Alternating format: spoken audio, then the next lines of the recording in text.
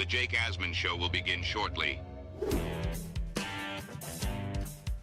Thanks to all these great Patreon members who help support the show. Get your super chats ready. Jake will be here in just a moment. If you love the New York Jets, this is the place to be.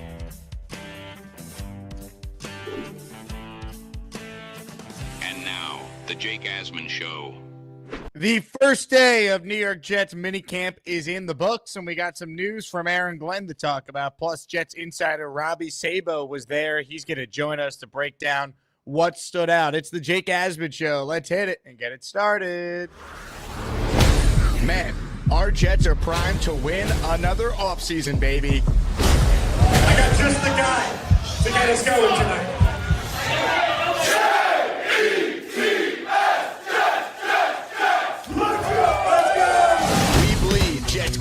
Each and every day. Will the playoff drought finally end? Kings of the offseason, baby. This is what we do. At least we have Garrett Wilson. We have Breece Hall. Please subscribe and hit the like button below. Super chat, baby. Cut the line. We have Sauce Gardner. We have Quinn Williams. Prepare to be underdogs. Now it's time to talk all things New York Jets. It's the Jake Asman Show. Here we go, here on a Tuesday, show number 2 on the day, our first show after an Aaron Glenn-led New York Jets mini camp. More on that in a moment. Quick reminder, join the Patreon if you want to take advantage of bonus shows. Your name added to the intro, discounts, and exclusive access to events for the upcoming season, including discounted hotel rooms for Tampa, discounted group tickets for Tampa, and a whole lot more, plus 20% off all items in the merch store. Just head to patreon.com/Jake Asman Show or click the link in the description. Joining us right now to talk all things New York Jets is a man who was at minicamp earlier today, the co-founder of JetX, JetsXFactor.com, Robbie Sabo. Robbie, welcome to the show. And man, looked like it was a little rainy for you guys out there, but they got the practice in, huh? Yet again, and, knowing Glenn, he had it outside. He pulled a fast one on us the first day of rookie minicamp. It was raining, and I thought for sure, it's Glenn. It's tough guy, Glenn Parcells. First impression, he's going to have it outside. First media-attended practice. Nope, has it inside. So pull the fast one. Ever since then, any questionable call has been outside, like today. But right now, it's nice in Florham Park. As soon as practice ends, the sun comes out. Go figure. What was who were, kind of take this question wherever you want to go. Break down just the top takeaways. What stood out being out there? More fundamentals, with my limited brain cell. I don't have enough brain cells to finish the sentence. With my age and my gray hair, I don't remember what we talked about last week and the week prior, but more fundamentals, more core stuff, more basics, today. And the media will be on hand tomorrow and Thursday as well. So that should be fun. But today, they only broke into team sessions, 11 on 11, just helmets, no pads. So they're going, 100%, 95%, no tackling. A lot of instructional, a lot of fundamentals. They only went teams 11 on 11 twice. First team, second team, third team.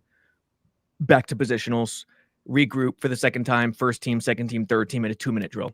So that just goes to show you, no 7-on-7s, just 2 cycles of teams and a lot of positionals. And what I saw with a lot of the drills, really, really good stuff. The O-line, for example, working on pass pro, just great habits. One of the drills today was holding the bag, jumping out, especially if they're really in a wide 9, jumping out and making sure the tackle's hands are in the right spot, that they don't get too low, they don't get too sideways, because sometimes you can get lazy with that. And this is the time to create great habits. So the drill, you had your O tackles or O linemen, everyone in pass pro, whatever it may be. You could do it as center, guard, whatever. Hold that bag, keep it in the right spot, drop the bag, and then get to work and pick up the guy. That's just one example of many where the fundamentals are really the intent right now. I'm going to pull up a tweet from Connor Hughes, just so you have this as a reference point. Mm-hmm. You mentioned it just there. The Jets going out there and only having 2 series with the first team offense against the first team defense in 11 on 11. Justin Fields went 6 of 11. There were 2 sacks. Connor Hughes says it was Will McDonald and Quinn Williams. One of the incompletions was a clock, meaning Fields was actually 6 of 10, not 6 of 11. One of them was a clock to stop the game clock at the end of a 2-minute drive scenario. What did you see from Fields? And is the reports there from Connor, who was also there, is that what you saw? Is that accurate? Yeah, that's accurate. It's Fields again. It's more the same. Today, more so than other days, he was late on quite a few passes, but he also turned heads on quite a few passes. Glenn said he had a really good day in the press conference. Who did? Aaron Glenn. Yeah, Glenn will back his guy no matter what. Now, it'll be interesting when and if he does push those buttons to call out Fields publicly. I don't think it's coming anytime soon. I think that's reserved for regular season time, maybe preseason. We'll see. But there's times like once they were loaded with weapons on the left side, Solo to the right.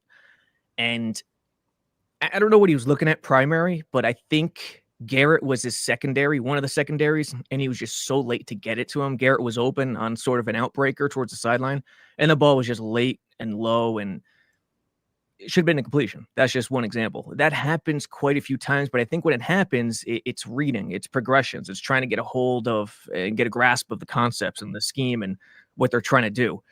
On the positive side, he got flushed out again to the right. I think when he flushes to the right, I think he's really tremendous. I know people say left, he's better, but I don't know. He flushed to the right a little bit, just not running, just a little movement, sliding, not up, but to the right, and bombed it to Garrett down the right sideline, outside shoulder, perfect placement, catch. The ref was there to signal it was a catch. Garrett had great separation on Brandon Stevens there, and that's a play that turns heads. Third play, more about Garrett. Garrett, again, continuing to catch the ball in traffic with strong hands. There was a play, he was in the flat, kind of a secondary. There were guys more vertical. Fields threw it late, had no business throwing it. I think everyone was shocked that he threw it. Sauce breaks on it. And I think if Sauce wasn't shocked, he would have had it, pick 6 for a touchdown. But broke on it, got there right when the ball got to Garrett, and Garrett's strong hands brought it in. So that's another trend. Garrett's strong hands are shining through. I think that's a really good positive for Fields. There's some late stuff. There's some head turning stuff. It's a mixed bag still. Real quick on both Garrett and Sauce, it was made a bigger deal than I think it should be that they were there today for minicamp, but it was a story. So your thoughts on both those guys being there when there are some players around the league skipping mandatory minicamp who want new deals? Yeah, you're probably right. It was a bigger story than people made it out to be. But I think it goes even a step before that. Like the whole contract negotiation around those two is a bigger story than it needs to be. I mean, they're still under contract. So it's levels. Like it's too overhyped a story into too overhoped a story. And it's going to continue throughout the summer. Imagine they missed today. How overhyped the story would be. It would be terrible, I think, in my opinion. It would be a bad thing. I mean, listen, I know they're independent contractors. This is a business, so I get that side of it. But there are certain unique situations and scenarios, and I think this is one of them, where Glenn, a new coaching staff, this organization, the Jets, are trying to start from scratch and do things the correct way. Fundamentals, core, basics, messaging, communication.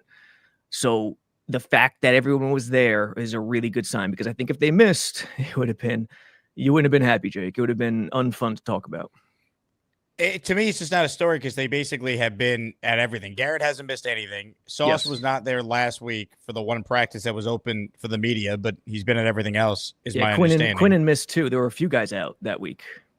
And once again, it's voluntary. And today, tomorrow, and Thursday are mandatory. Yesterday was mandatory as well for the physicals and the multimedia day that the Jets are now calling it. But these guys are on rookie deals. To me, it is different when you talk about a player like TJ Watt, for example, who's already been paid, and we're talking about what would be like a third contract for him. So Different for sure. I just think this is an overblown story. Sauce and Garrett, I expected them to be there, and I'm not surprised that they're there. And in fact, I'm going to credit the right person. Was it Samini? I think after practice, asked Glenn, did you have full participation? Glenn, being Glenn, turns it into a question himself. What do you think? Did we? What do you think? It's basically insinuating that yes, we did. So Glenn is more than aware about the participation, and it is one of the first key steps for him, I think. Glenn also sharing the news that the Jets and the Giants will have a joint practice at each of their facilities this summer. So I like that. That's fun. Yeah, you could get the compete up and get a fresh crew in there to practice against. That's what everyone's looking for, and especially around that time. He didn't mention what week it was, right? Is it going to be the preseason game around then? That to me would make the most sense, right? It would have to be. I can't think of another. I mean, it can be during training camp, I guess, but I doubt it. You wanna save those for when everyone is just fed up with each other and wants a new face to pound on, basically. August 16th it's a Saturday night that they play the Giants, with the Giants being the home team at MetLife in the preseason. So I'd imagine the joint practices would be that week leading up to it. Has to be. Yeah, it has to be. So when was the last time they went to the Meadowlands for joint practice? A couple of years ago, definitely in the Sala regime. I remember being there. But yeah, I wouldn't expect anything different from Glenn, to be honest. Let's talk more about some other things that stood out today. You brought up the offensive line earlier. Go more in depth on what you've seen from that group, because that to me is the most important aspect of this offense being any good this year. Well, in terms of teams, there's not going to be much I'm ever going to say, especially individually, because it's too up in the air. It's too sort of irresponsible, because they're not going full out. They're not taking guys to the ground, and that matters so much in the trenches. So what the first takeaway is the coaching. I see them starting from scratch, and that is a really good thing. They're not skipping steps. They're doing everything to put great habits into place. And this is not stuff I saw previously. So we'll just say that. That's one. Number two, some of the team stuff I am seeing that can be, evaluated and flushed out a little bit is they're quicker in terms of concepts. And it's most notably, yes, the rushing concepts, yes, you could see a little bit of that, but it's most notable in the screen game. When there's a screen, and I saw one, and I'm not going to give it what type of screen it was, but bubble screen. It was something, it was either Gibson or someone. It was a receiver. The line, I made a mental note, like the line got out extremely fast. Did they get out too fast? I don't think so, because the run lane was there up the alley. So it seemed to work out. You don't have replay to see what the defense did, if they over pursued, took false steps. I have no idea, but they're getting out quicker, and it's noticeable in terms of reacting and looking more natural on the field. Here's a quote from Glenn about Armand Membu during the press conference. Outstanding and learning every day. Does Armand Membu look outstanding to you, Robbie? He doesn't look bad. I'll say that. And every fan that just heard that is cursing me out. But go for it. Do your thing. He doesn't look bad at all, and that's a really good sign. He doesn't look lost. He doesn't look confused ever. No one's stopping to point out obvious faults or grabbing him and pulling him to the side. None of that stuff that could happen with rookies easily is not happening. So he looks pretty solid. And when you're watching him in positionals, he blends right in. He blends right in as a vet. So that is really good news. Another guy, defense, Byron Cowart. What have you seen from him? Because a couple times now we've heard it's not Cowart. Reporters mention him. Cowart. Is it Cowart or Cowart? I don't know. I don't know. I honestly don't know. Cowart, I think I tweeted it out. He had a great disciplined play today in terms of it was a rushing concept, not straightforward, not straight ahead. It was something where the backside defense has to remain disciplined and focus on their read. And as a D tackle, they're not usually in that situation all too often, yet for some reason, again, I don't have replay, so I don't know why. Oftentimes it's the D end. Here it seemed to be the D tackle, or he was just freelancing it and made the play. He was disciplined, waited it out, and wrapped up Tyrod for either a loss or no gain. So, having a 300-pound guy remain that disciplined and angled to take out a not slow quarterback is a hell of a thing. He played pretty well today. Here's your tweet that you were just referencing there. I put it up on the screen. So if you had to guess, would he be the guy next to Quinnen right now as the other defensive tackle? That's a good question. I don't know. I haven't even thought about it. I mean, on paper, I could see it being anybody. I would say it's Nandi still on paper, but they're going to rotate. They're going to rotate, including Quinnen. The spots they're going to rotate like madmen, D tackle, edge, and receiver, and running back, obviously. But that goes without saying. Receiver and D line are going to be in and out, in and out, in and out with everybody. They can't have enough right now, and I think Cowart is firmly in the mix. Quinnen, Cowart, Leonard Williams, and Nandi.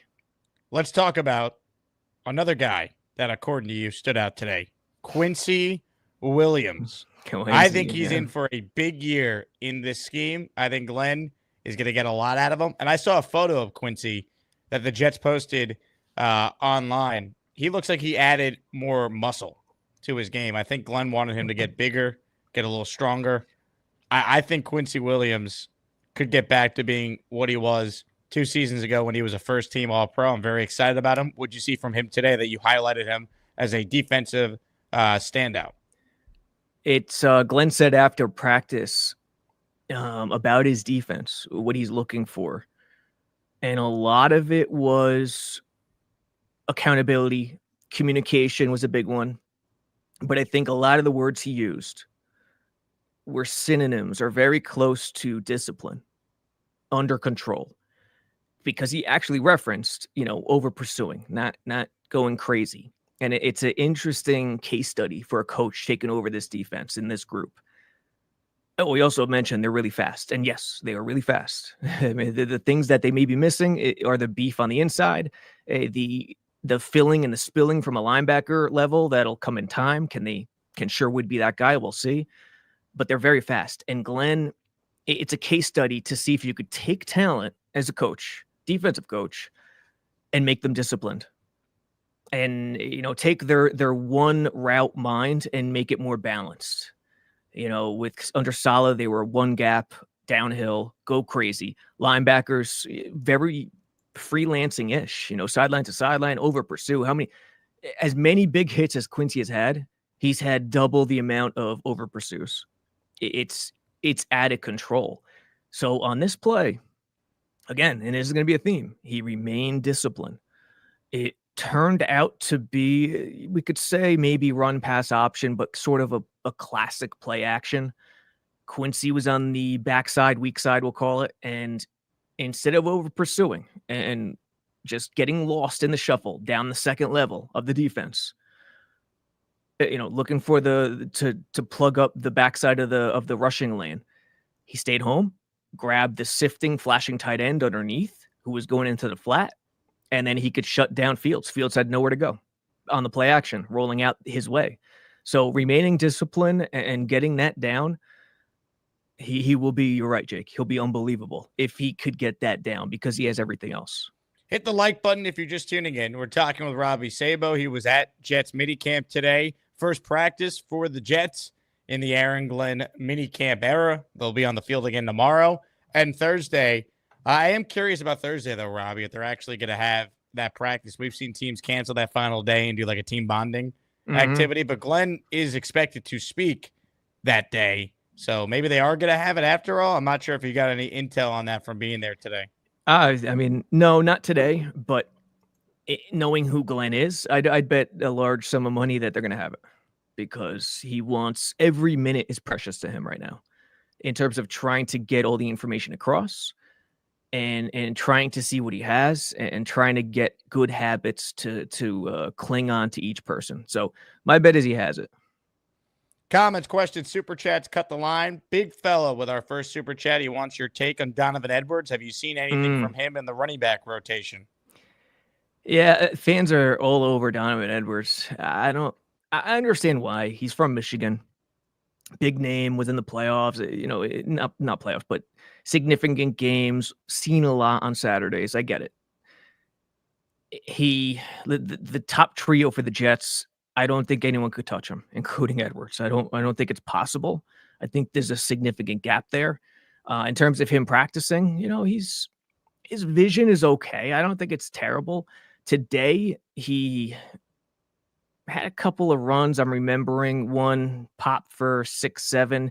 You can never know because it's not full go take to the ground. So if it's full go take to the ground, he might have been stopped after 3-4 yards, but he popped for like 7-10 yards. The big negative was they had the perfect passing concept with, I think it was either Adrian Martinez or I forget who it was. It was Tyrod, Adrian Martinez, or Brady Cook. And it was the perfect concept, a rub wheel with Edwards going into the wheel wide open, and the quarterback threw it out there and laid it up, and he just dropped it, and it wasn't even raining. So that's a big drop. Not the best play. Should have had it, but he's okay. I mean, in terms of a fourth running back, I think he needs an injury, but if they keep 4, he'll be that guy. Comments, questions, super chats. Why don't we do this? Let's do a giveaway. You ready?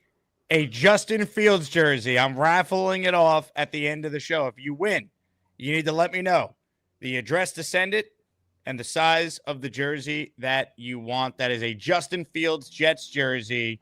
We send to you if you win the raffle. The third jersey for Justin Fields that we've given away over the last 4 days. So I'm going balls to the wall on this show for the AsManiacs. Gift the membership to be entered. We're sending a $10 super chat or higher. Same rules apply. And if you enter for the Fields jersey, you're automatically entered in for the full-size Broadway Joe helmet, Walt Clyde Frazier jersey, Kevin Mawai jersey, and the Bart Scott jersey. And let me do this. The first person to gift the membership, it is double. So get in the raffle. If you gift 5, you're in for 10, so on and so forth. All right, Robbie. Now I want to get more into some of the other things that really stood out here because you're in the weeds at this. That's why I really like your observations. I'm going through your tweets here, and I don't want to spoil all of them, but Talk about any. Go for it. Break down these specific catches that Garrett had today. You mentioned him at the top, but it sounds like he had a big-time day, and him and Fields at times really showed that chemistry they already have together. Yeah, his first touch was a concept fans will really like. It's not the traditional get the ball to the receiver type concept, so I'll start there. And then next, I talked about it just earlier. He had that strong hands catch in the flat where, I mean, he might have been a primary read. I don't know, but the ball was late. It was just late getting there. Sauce broke, and he still caught it. So that's what's impressive to me. He had one over the middle in OTAs that was also really, really impressive. And then down the sideline, outside shoulder, just beat Brandon Stevens really badly. And that was the one where Fields was flushing to the right and then delivered it on a dime. And I think that's Fields. See, Fields, when he's not, I don't want to say thinking, but when he's just reacting and playing ball, he's so much better in terms of a passer. And the more time goes on in this offense, I think the more Engstrand and Glenn and everyone are they're going to keep trying to come up with concepts that make that happen, that put him into those types of situations. Yeah, he looked for Garrett early, and he definitely had a day for sure. I think the question with Fields is going to be, we know about the physical talent. We know about the ability at times to look like he could be a force in this league. Does it get a lot better drive the drive consistently? Right. Yeah. And especially in the fourth quarter. Nick Ferry on your site, JetX, had a good story on Fields last week. His completion percentage in the fourth quarter since he entered the NFL is the worst in the league among starters, 56.1%. And that's when teams make all their adjustments at that point. That's when, you basically have thrown everything out there that you could throw at a team. Can you make plays in the fourth? And his completion percentage is just not good enough. Does that get a lot better now at this stage of his career with the O-line he should have in front of him, the running game he should have, kind of all the things that could maybe open things up for him to be a better passer? And it's also fourth quarter, nut crunching time. You break out and you rely on and you fall back on what you trust most. Right. and he trusts his legs most. And if there are fewer passes, the completion percentage could be worse if you're trailing in an offense that isn't a great passing offense, because let's be honest, his offenses are going to be rush first, always. Bears were second in rushing 2 years ago, when he had all those yards. So it's a definite negative of coming out with this type of offense. Don't fall behind early. That's what I'll say to Glenn in this offense this year.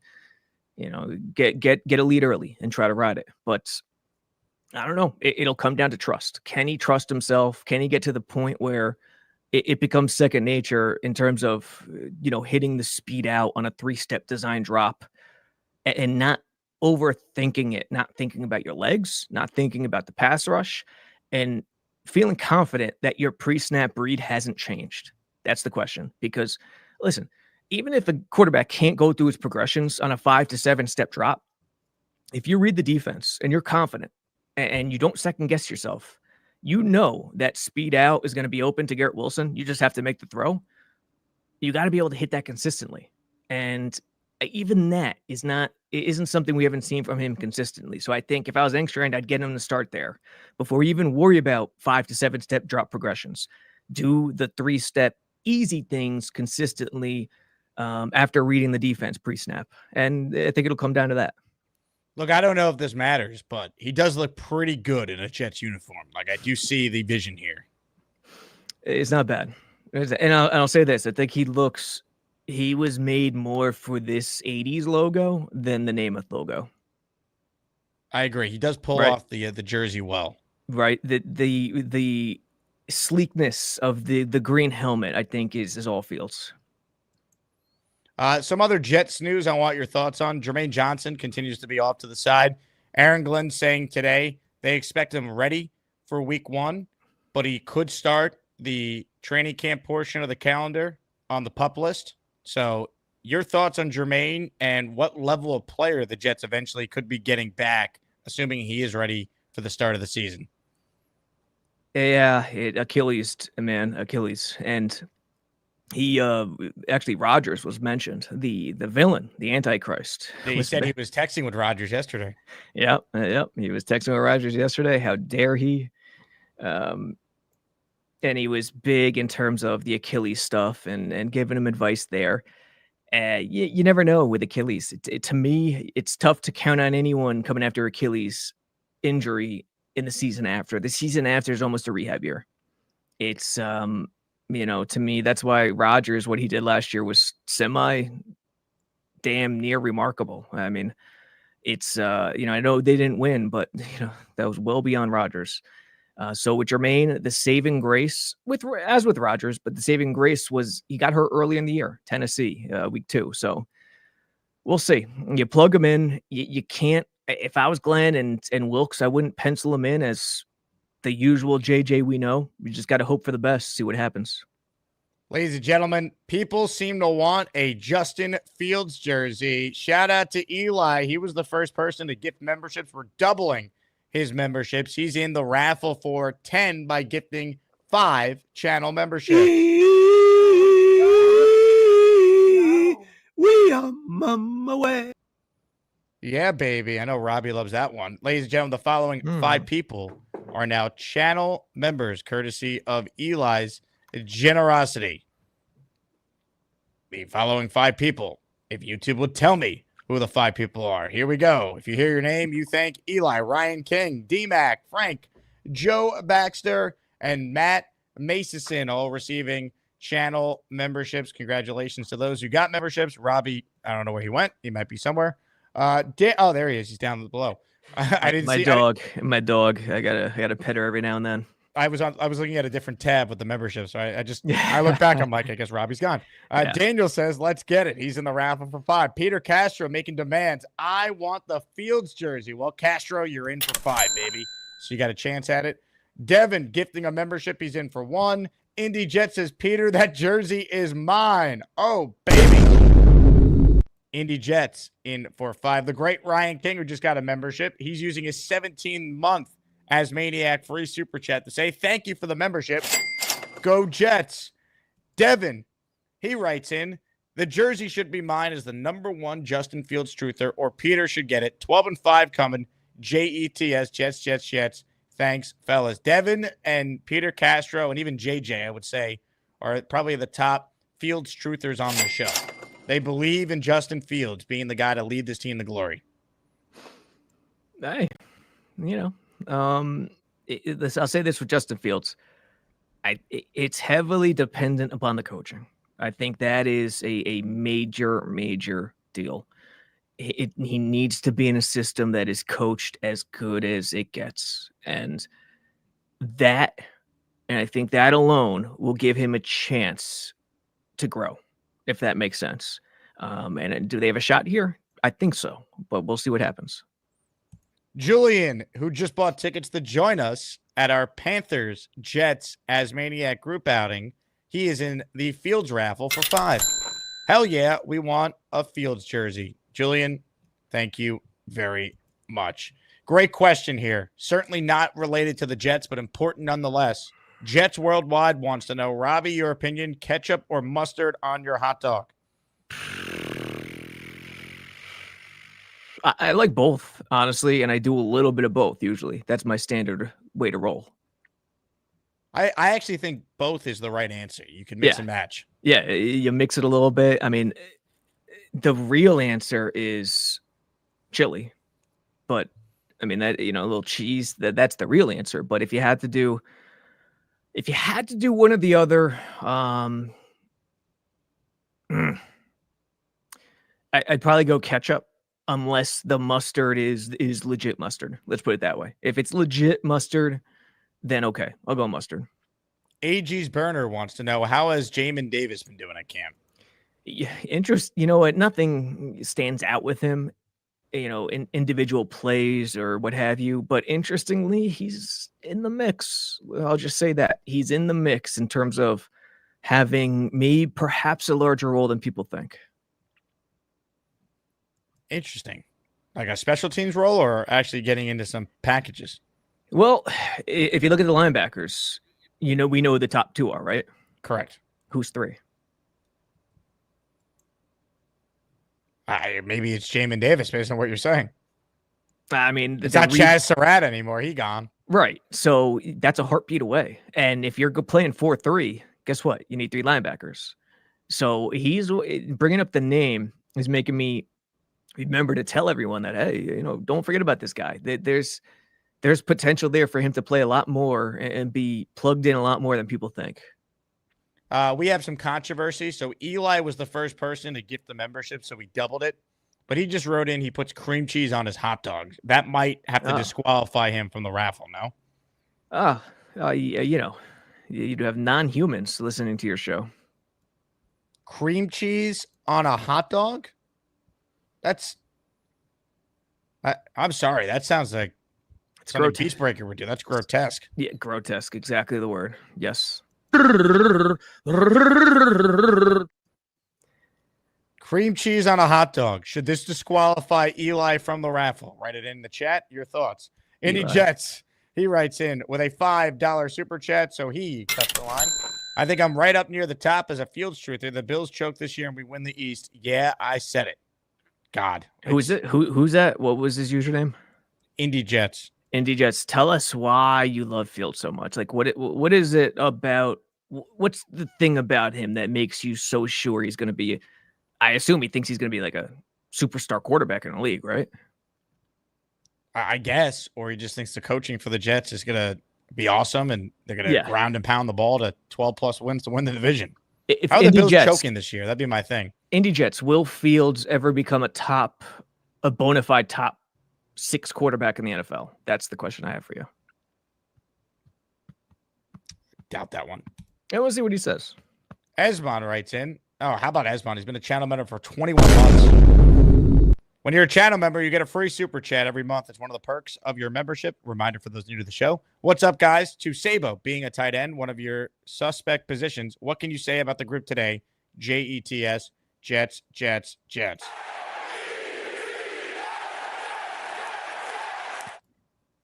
He said he's a tight end. Is that what he said?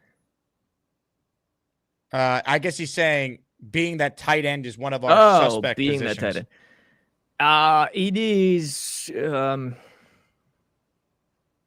Think about it this way: throw Andrew Beck into the mix.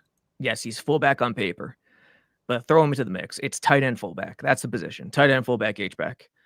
So you got Mason Taylor and Rucker sort of on the upper hierarchy. Then behind that, you have Stone, Smart, and Beck. Where Beck finishes this summer, I think, is a major wild card. I think he could climb as high as 2. Right there with Rucker, doing specific things for this offense. And if that's the case, I feel really good about the position compared to otherwise not feeling great about it coming into the year. I mean, these things change quickly. We go into seasons feeling great about a position and, not even 17 games later, it's completely topsy-turvy. So if Mason Taylor has the goods and is the real deal, that changes everything. If Rucker is a blocking monster and excellent tight end too, I mean, great. And if Andrew Beck could play fullback and H-back and be a inline tight end at times, because he does have experience playing tight end, and then Stone Smart is that backup receiving tight end, it's a healthy group. So I'm kind of more optimistic about that position than more people, most fans, I think. Hit the like button if you're just tuning in, and please subscribe to the channel. You're not going to find more daily Jets content than this one right here. Help us get to 42,000 subscribers. Appreciate the Asmaniacs for always coming through. Derek Q with a super chat. FYI, Myles Garrett said he's putting Aaron Rodgers in the graveyard this year. Yeah. I didn't see the video yet, but I heard about it. Hey, listen, let's make the NFL WWF 1988. Let's go. More of it, please. Yeah, I don't know about that one, Myles Garrett. I'd worry about your own team. True. OG Jets fan. This is Tommy who's gifting a membership. He's in the raffle for one. For those tuning in late, end of the show, you have a chance to win a Justin Fields jersey. You just got to let me know your size so I know what to order for you, and we will send you a Fields Jets jersey.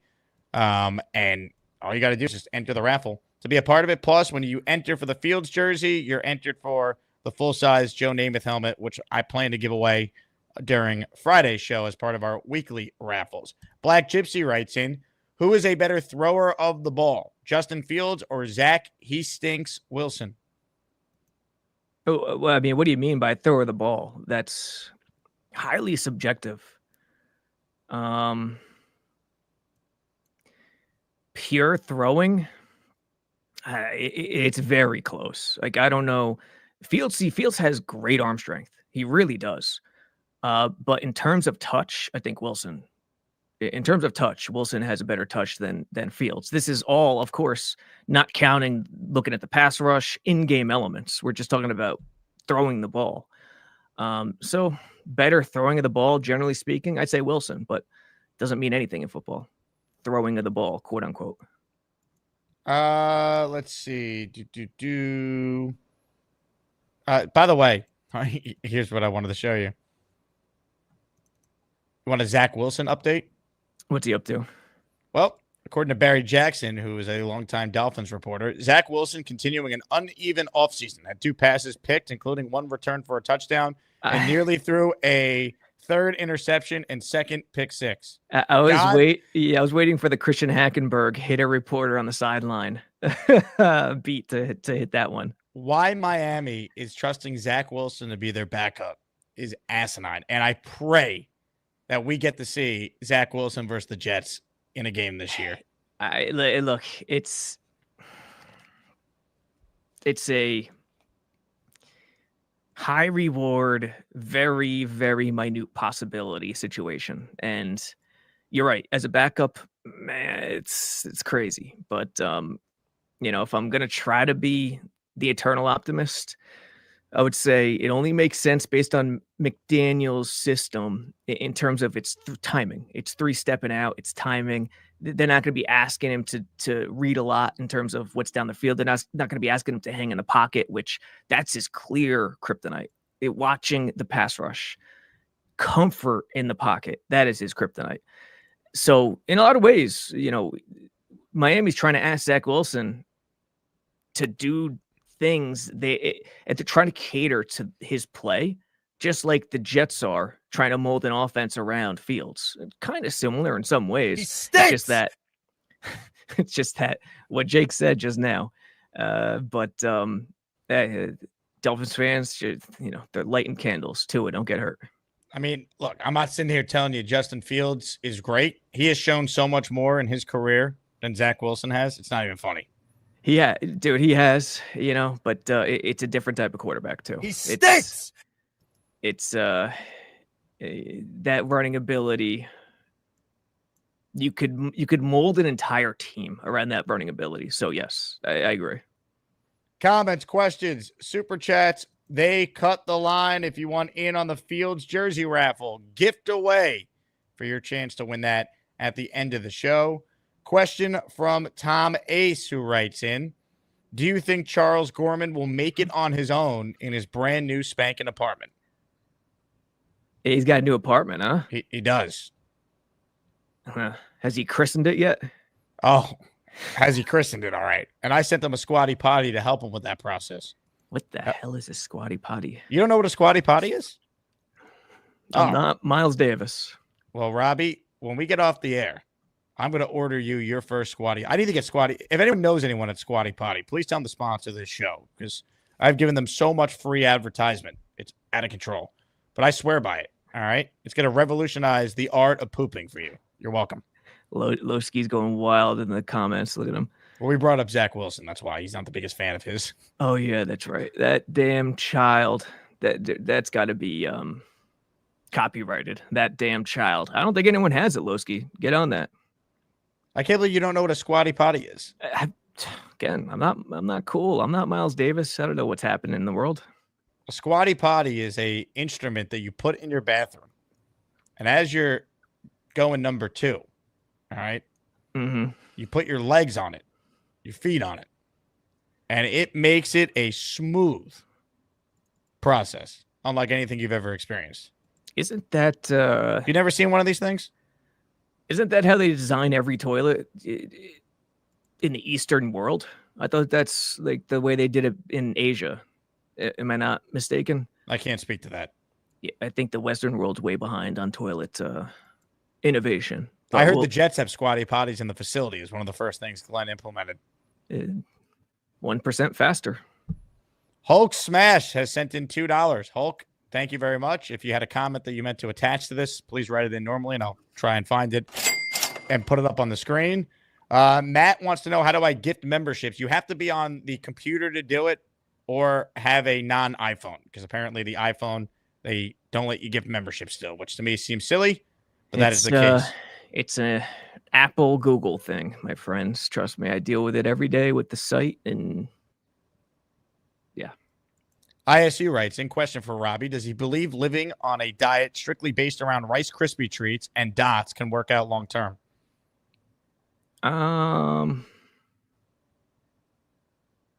Unless you're a part of a traveling carnival, no.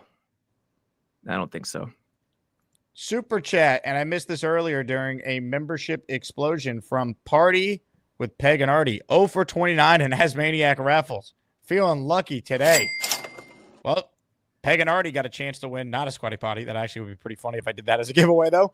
A Justin Fields jersey at the end of this very show. I will give that away to one lucky AsManiac. Question from Zoink, who wants to know, Arian Smith, how's he looking? What'd you see from him today? You know what? Good call out, Zoink. Zoink? He did not partake today. He is, despite the full participation, you had Germaine Johnson doing his thing in the rehab area, and yet Arian Smith sort of off to the side, and I don't think it was discussed afterwards. Missed opportunity by the media, but maybe Glenn talked about it beforehand. I don't know. I missed it. He must have got banged up somewhere along the lines because he did not partake in teams from what I saw. What? Why wouldn't he participate in teams? I think he's banged up. I think he has a minor injury. He was off to the side doing some running before once positionals broke out. Okay. Jets Worldwide says the squatty potty is built for this shit. Maybe that's what Aaron Glenn was alluding to at the day of his presser. Now it all makes sense. We're the freaking New York Jets, so we're built for this shit. What if the squatty potty is the the miracle cure for all the O-line injuries. It's possible. I mean, it's got to be the East Rutherford water if it happens again. New coach. I mean, it's been absurd, the O-line injuries the last 3 years. Did you see, by the way, speaking of O-line injuries, that a former Jet has announced his retirement today? Becton? Not Mekhi Becton. Who? The God, what's his name? He signed with the Patriots. Patriots. The guard that they I can't think of his name now. What's his name? McGovern? Not McGovern. He announced his retirement. Who the hell went to the Pats? Why can't I think of this guy's name? Offensive. Oh, someone help me in McDermott? the chat. Schweitzer. McDermott? Wes Schweitzer announced his retirement Schweitzer. today. Yeah, he's not that old either. But he was, yeah. I mean, I know why your brain went there now, because he was always hurt. Always. He signed with the Always. Pats, and he's already announced his retirement. And that was one of the top reserves they've had for the offensive line depth the last couple of years. Yep. I mean, he and was based on washed. He was done. Couldn't stay based out. on talent, sure. But, talent, it doesn't matter if you're not playing. And the availability is the biggest thing. Yeah, man. It's a shame. The Jets, fundamentals, basics. I've been talking about it. Glenn is all over it. And I mean, the biggest thing of them all is staying healthy, 100%. My brother with a terrible take. He says the squatty potty sucks. Way more efficient pooping without having to force squat. You're just wrong, man. God, your Do you colon have must one be- in your place? Oh, of course I do. Oh, I wasn't prepared for you to say that. Yeah. What if I told you it was purchased as a birthday present for me a couple of years ago That's even stranger. by a female? How about that? I have a lot of questions. Yeah. Or as Charles Gorman would say, which got us on this conversation, a lovely lady. That makes sense. Yep. You get the fuck out. Dude, that is in stereo. It starts on the right hand and goes to the left. Is that true? Yes. wait. Do I it never, again. Do it I never again. noticed that. So anyone who's wearing headphones, it goes from left to right. Like Do it comes again. across? Yeah. All right. This is peak Jets talking. Jude, by the way. Hold on. Stand by. Let's test this out. You get the fuck out. I think you're right. Hey, to all podcast listeners, you're welcome for that. That's big Jeez. time. Anyway, comments, questions, super chats. Ryan with a comment here. Hey, Jake and Robbie, after Jets practice, someone went into the locker room and told them their win total is about 5 and the playoffs are a joke. What do you think the guys would say to them? After just practice, if someone went to the they would laugh. What are they going to do? Beat a guy up? No, they'll laugh and say, you mean nothing. And then that's that. Hit the like button if you're just tuning in. Comments, questions, super chats. They cut the line. Reminder, merch store is open. JakeAsman.com/shop. Father's Day is here. So if you want to get your dad the gift of AsManiac, you certainly can. Gator says, by the way, that clip of AG and Beast was by design. So I didn't even notice that, to be honest with you. So It was by design to put it like that in stereo. Yeah, kudos. Mike writes in, currently assuming the squatty potty position as we speak. Love that. BK Nothing But Nets podcast. This is Gary. Robbie Rob is correct. The first time I heard it, it freaked me out. That's pretty good. What? What did he say? The first time he heard the fart moving from left to right. Yeah. Is it left to right or right to left? Right to left? I think right to left. Yes. Yeah. So when I used to do play-by-play, when you would do play-by-play for like football and a team was driving, it'd be like, and the Bombers take over on downs, moving from now right to left on your radio dial. Like you would describe it that way. That's got me thinking of that. Yeah, that is interesting. Yeah, the Bombers. What Bombers? The Ithaca College Bombers. Oh, yes. Household. That's right. Go Bombers. Go Bombers, baby. Speaking of Bombers, ladies and gentlemen, first up today is none other than... Hey, Sabo, how would you like to do a challenge match? A hot chicken wing challenge match. Yeah, 10. we're the still top setting up hot events. in the USA. Let's see if you can do it. You're still setting up events that you're undefeated champion in. You got to give the people a chance, Beast. Hey, everybody gets a fair shake. It's called, you can have 10 different hot sauces. It doesn't matter which one. You can either have it fried, you can either have it baked. But the hot sauces can be an add as a bonus if you want. Oh, is this like Hot Ones, or is this like a all you could eat quickly contest? If you can go to distance. If you can go to distance. It's like Hot Ones where you try each sauce, is what you're saying. That's right. If you got the balls, let's see. Do you not know the rules, and I'm kind of making them up for you as we go along? Is that what's happening?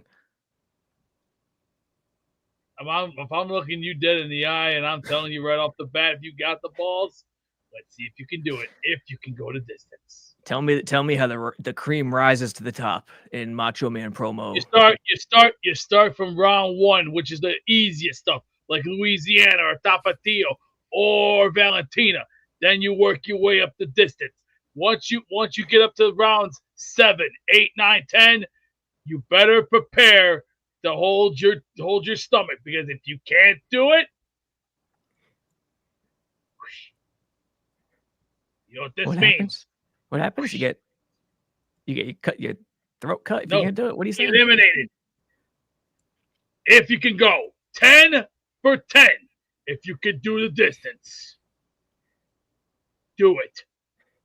Just do it. What hat is that, Beast? You got to create a channel for this. This was sent to me from Virginia. Portsmouth, Virginia. Norfolk Naval Shipyards. And who sent it to you? Freedom Week. Take a wild guess. I don't know. Thunderlips. The great Thunderlips sent you that. And I also got my usual in the mail as well. What is that? A wrestling card?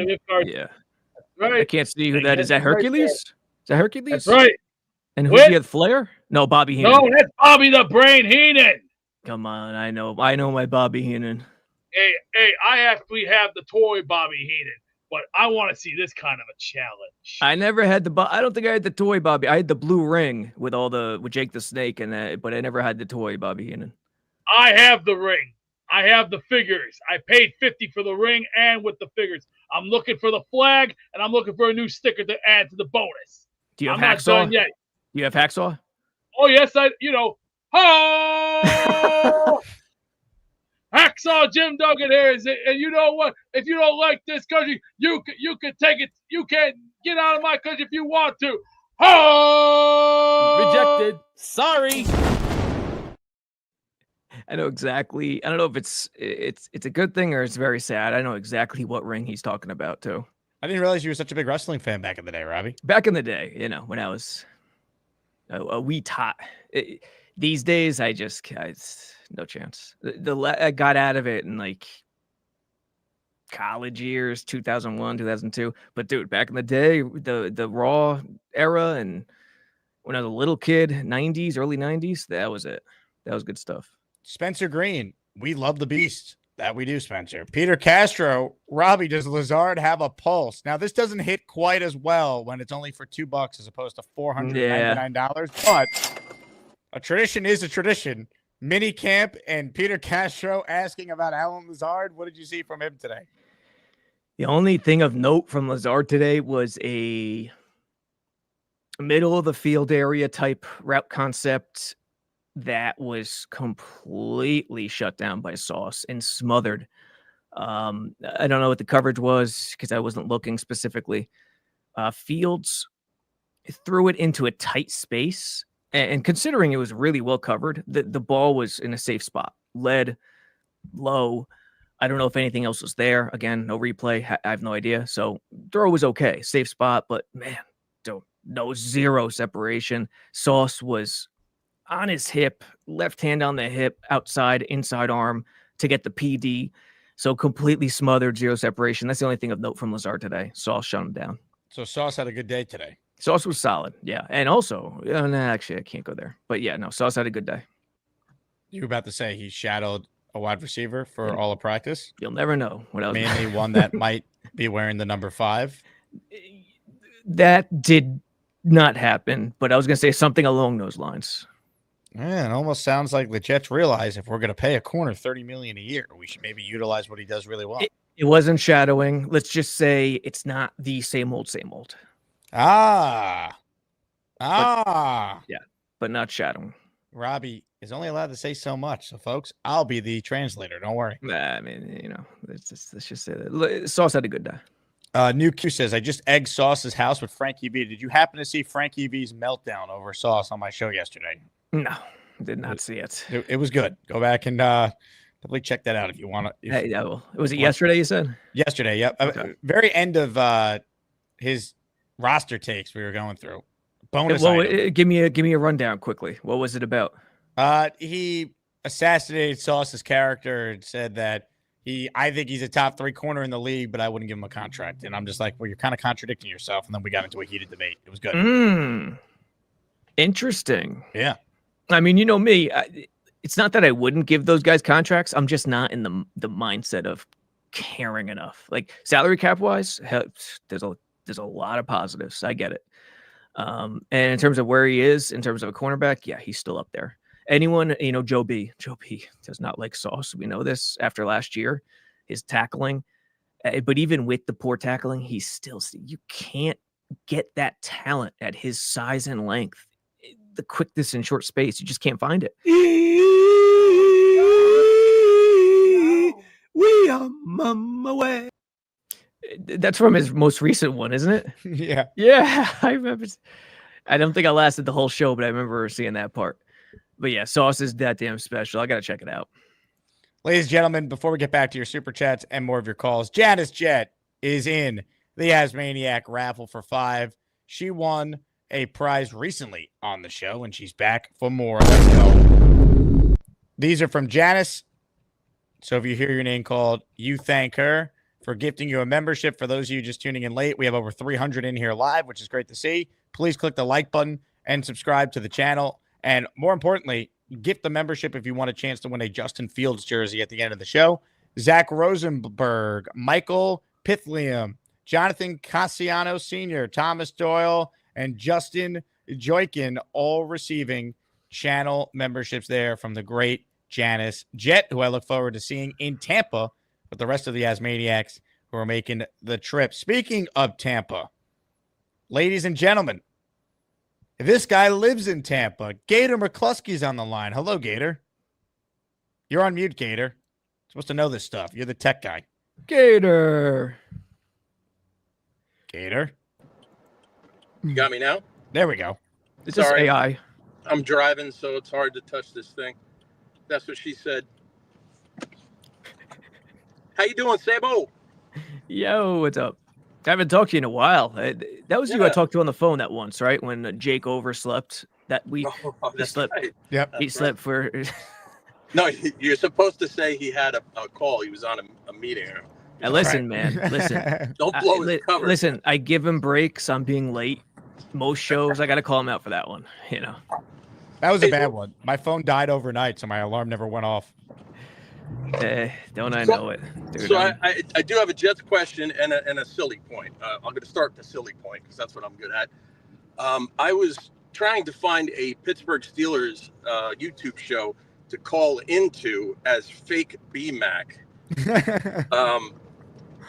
I'm still looking, but I found a couple, and the only thing I could do is I dropped in like a super chat asking about, just so you know, you probably know this. The Steelers fans, man, they hate Justin Fields. They are like, if you think that the Jets fans hate Aaron Rodgers, the Steelers fan base seems to just absolutely despise Fields. Now, I don't know if that's because he didn't sign with them or if they just didn't like him as a quarterback, but I haven't watched enough of the Steelers podcast. But I encourage some folks out there to maybe check out, what the Steelers podcasts are saying about Fields. You could probably get a lot of good intel. I think I've heard that before, that feeling. One of my best buddies I grew up with is a Steelers fan, diehard Steelers fan. And I think it's fans hate a guy when it doesn't work out. And I think they look at him and he was kind of, he did all the right things. He didn't do anything crazy, but he kind of has that quiet confidence that people could mistake as smugness about him. You know what I mean? Like he feels like he should be the guy. Yeah, you're talking about Russell Wilson. Russell Wilson's not that special anymore, but you know what I mean? It's like it's crazy. It's interesting. Any quarterback who doesn't work out, who has a name, is going to be crapped on by any fan base. Right. Now, and at my Jets point, I wanted to ask about Lazard. Did you? I wanted to find out if you saw him today, if you had any thoughts on him. You know, if you think he's going to stick around or what. If he had a pulse, as Peter Castro would say. Yeah. I think he's going to stick around unless an injury or two happens. I'm sorry, unless no injuries happen and they like what they see from Gibson and they have an extra guy and they make a trade in August. I think he's going to stick around unless they make a trade late in the game this summer. Does that make sense? Because he could block. He could block. Reynolds could block. And those two guys are the blocking receivers. And that's how I'm looking at it. In the past, no one's ever blocking receiver. What the hell is that? I think under Glenn Engstrand, Detroit, they rotate receivers like nuts. That's what they're going to do. All these receivers are going to rotate. And on blocking downs, it's going to be Lazard and Reynolds. Right. So do you see the value in Lazard if he really wants to be a Jet? As a blocker? Yeah, sure. Yeah. Sure. Yeah. Why not? I mean, I push back against the Jet fan base that's always like, you know, unless Rodgers is throwing to him, he's garbage. And I always say, like, well, who else has thrown the ball to Alan Lazard in his career? Can you give me the three names or so of quarterbacks that have thrown him the ball? Zach. Yeah. Who Tim Boyle. Tim Boyle, Trevor Siemian, anybody else? I mean, Green Bay, someone else. He's only had success with Rodgers throwing the ball. He's never had a decent quarterback throwing him the ball. So, Now, Gator, while I say I see value in him, I also don't expect him to be, anything. Didn't he catch a touchdown from Tyrod Taylor last year? I think so, yeah. One of the garbage time games? I don't remember. In garbage time, I believe so. In San Fran, did he have a touchdown? Yes. Is that right? He was like the touchdown leader, like midway through the season, wasn't he? He had two that night, right? Because Rodgers had the offsides where he got him on the to jump. Yeah, he had two. I think Tyrod had a garbage time touchdown to Lazard that night too. Yeah, it's about expectations. I mean, when fans think of receiver two, it started with Madden, then fantasy. You slot guys into each spot. So receiver two, you're expecting more from Lazard. I mean, when they signed him, okay, Lazard could be receiver two. We don't know much about him. Then you see him play. Okay, he's not that great. He drops some passes. It's about expectations, really. That's the other thing I noticed about the Steelers podcast is like the entire fan base is talking about how they need a number two receiver. And what do you think about Cooper? And what do you think about Keenan Allen? It's like, sounds like all the same. So how many teams out there are having that conversation of we could use a Keenan Allen, we could use an Amari Cooper? Like, we're not the only team looking for a number two. 100% not. And I don't think the Jets are looking for a number two, to be honest. No. Let me put it this way. They'll graciously accept one, sure. Yeah. Like, it's not like they would turn one away, but I think they like their situation now where they have a bunch of guys who are going to rotate like mad and have specific roles. I'll tell you right now, Reynolds and Lazard are blocking guys. And I'm not saying that every time they're on the field with Garrett and their 11 personnel, they're going to run the ball every time. It's too predictable. Obviously, that's not the case, but they're going to be first down, second down, rushing downs. Arian Smith, Tyler Johnson come in for passing downs. Arian Smith to take the top off. 3rd and 10, give more room for Garrett and Mason Taylor and Brees underneath. And then Tyler Johnson when you need another route runner. He's not fast. He doesn't do anything really well except for route running. He's a good route runner. So I think and then Gibson and Corley when you need kind of do-it-all type guys, orbit motion, jet motion, all that stuff. So I think that's the way they're attacking it. They're not really sweating it at this point, I don't think. Right on. Well, thanks for your insight, guys. Cheers.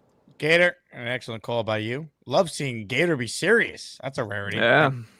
We kind of hit on Matt's super chat in progress. That's why I put it up. Matt, thank you for that. Uno Jets, I got you down for 2 in the raffle with your Let's Go Jets $10 super chat.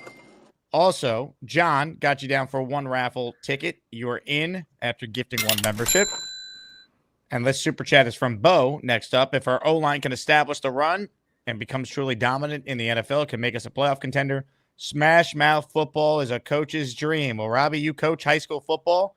You won a state championship. Is smash mouth football a coach's dream?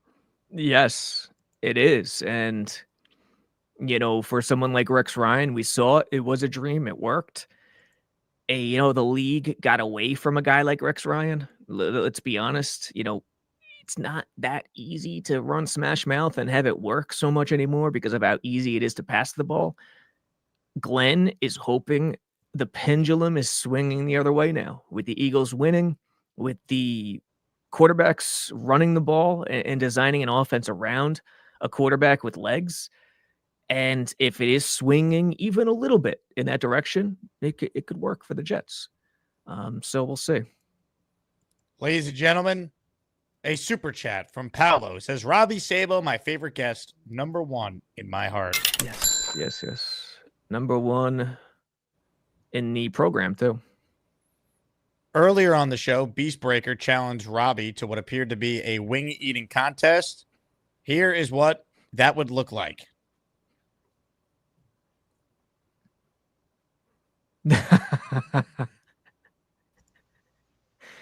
What level is that, Beast?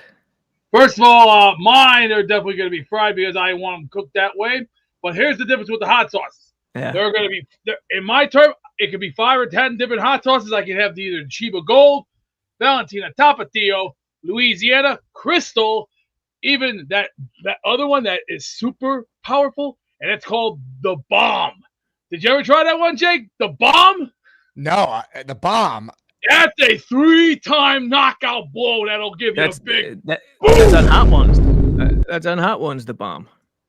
That one is a super killer right there. That'll put you right on your ass. Hey now, dude, my local Turkey Hill, where I grew up in PA, had a burrito called the Bomb. It was one of those microwavable burritos.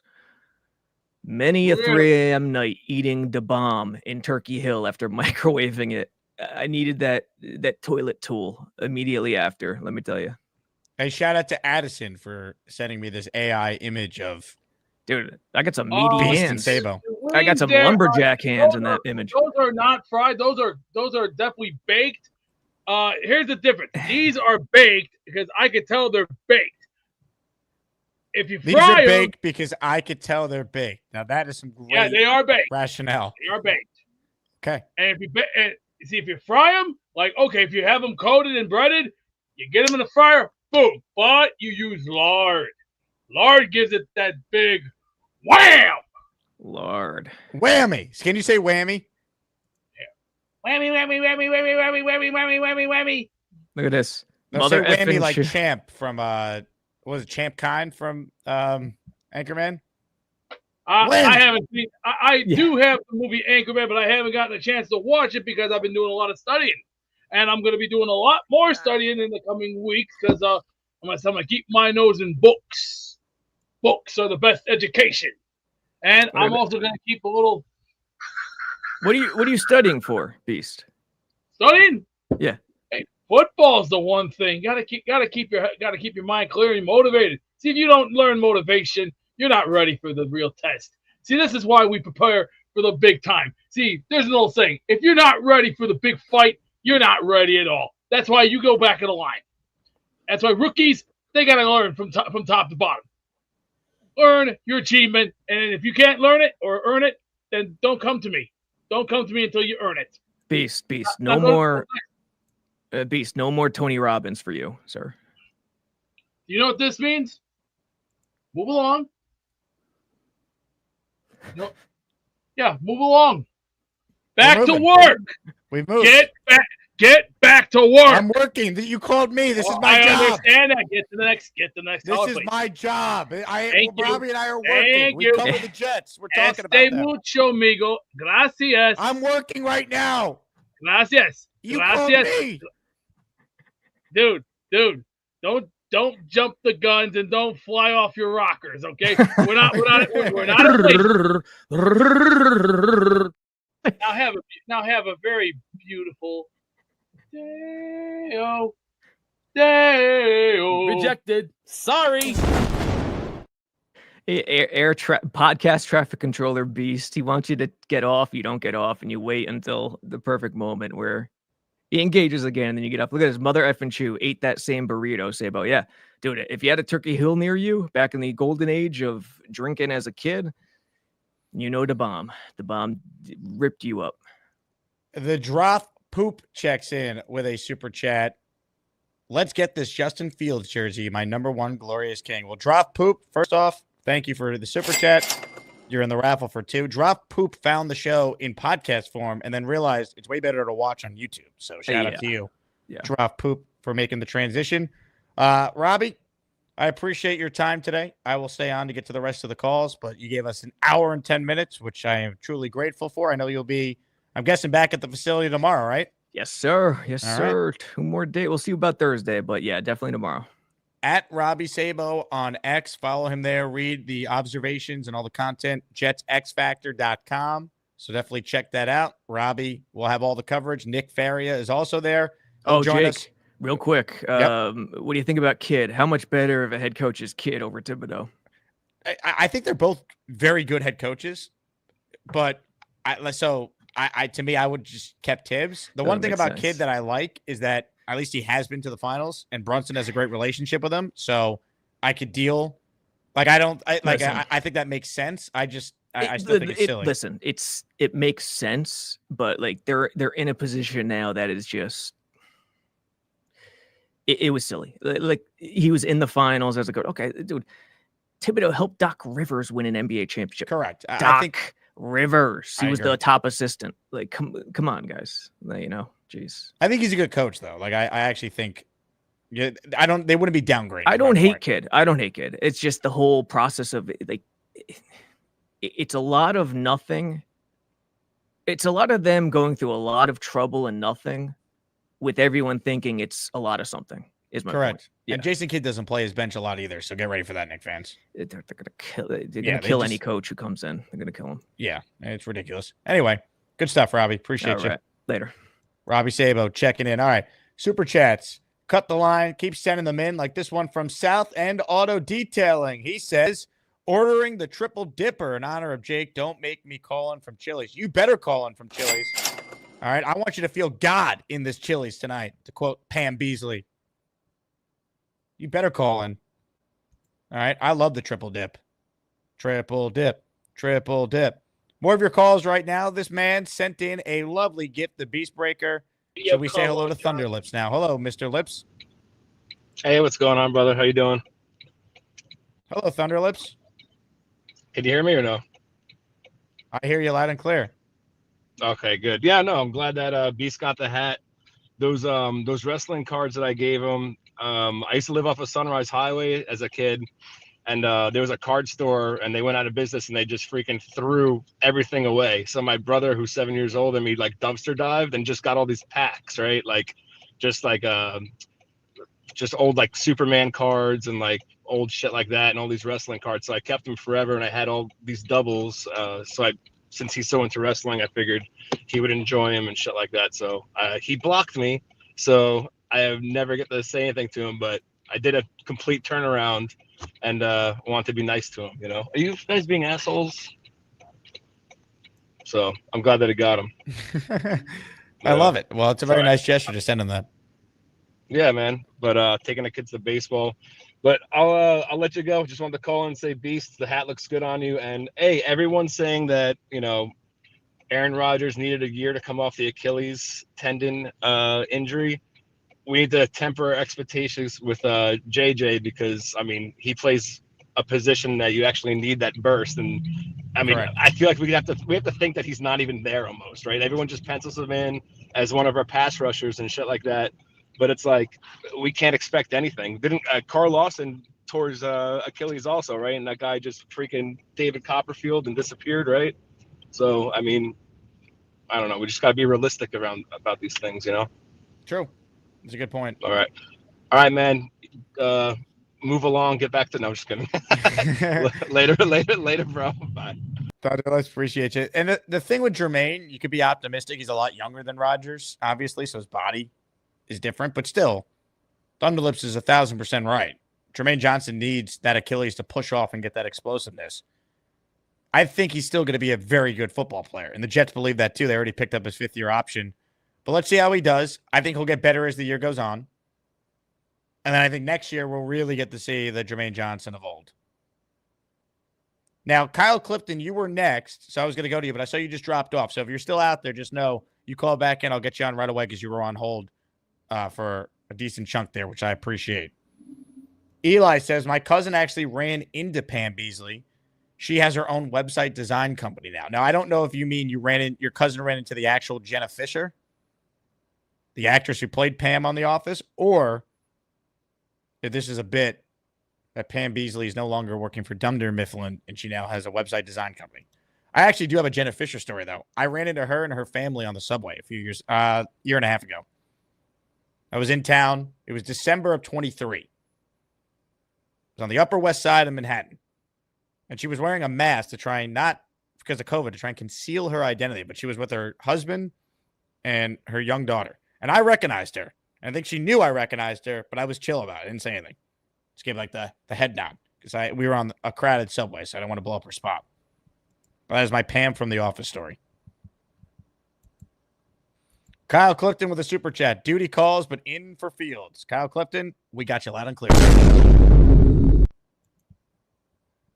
Ladies and gentlemen, more of your calls right now. Joining us on the Gustbuster Umbrella Hotline is a man who is the proud owner of a brand new apartment, baby. It is Gorman time. Hey, Charles! You'll never get my chicken soup recipe. Hey, Charles! I'm not saying that Lowski takes steroids. I need some of it. Hey, Charles! Who is that lovely lady? Send it this way, Charles!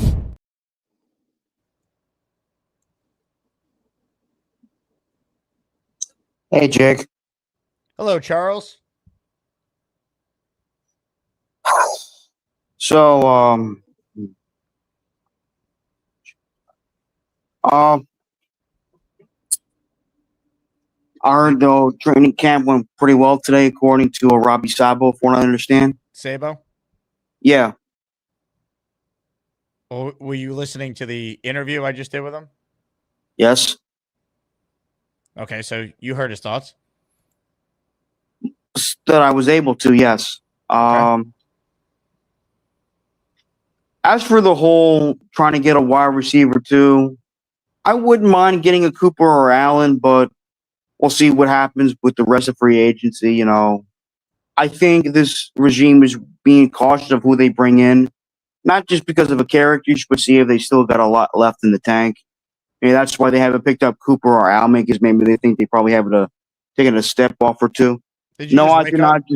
No, I've been awake for a while now. Is the toaster, has it been hooked up yet? No, it has not. What about the microwave? No, it's away. So the microwave, is it in the same spot as the toaster in the closet? Yeah, well, yeah, it is, yes. Okay. Matthew Smith wants to know why I have a Patriots fan on. You're not a Patriots fan, are you, Charles? I don't know. Do you like doing your job? Do I like doing my job? I do. I'm doing it right now. I know. As I was saying before I was really interrupted. Were you wearing a Patriots jersey yesterday? No, that's just bullshit done by Dixon Yaz. By who? Dixon Yaz probably made it edited. I was on the Bobby Midnight show yesterday, and Dixon Yaz edited this. Interesting.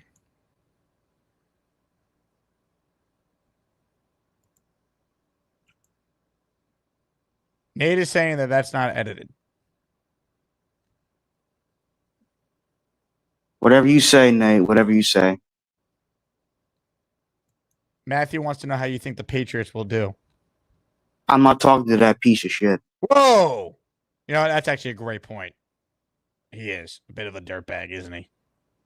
Yes. Yeah. Nate for a line that it wasn't edited. I was on the show and Dixon Yaz edited it to Addison that it was edited.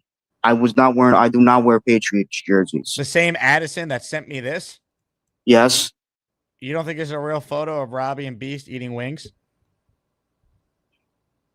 You know what? Maybe it is real. I don't know what's real or what's fake anymore. Yeah. Maybe I'm stupid. Where fantasy becomes reality, right, Charles? Yes. Genergy writes in, Charles, did you just wake up from a Beast-esque nap? No. I actually came back from having a quick bite to eat at my old house. A quick bite to eat.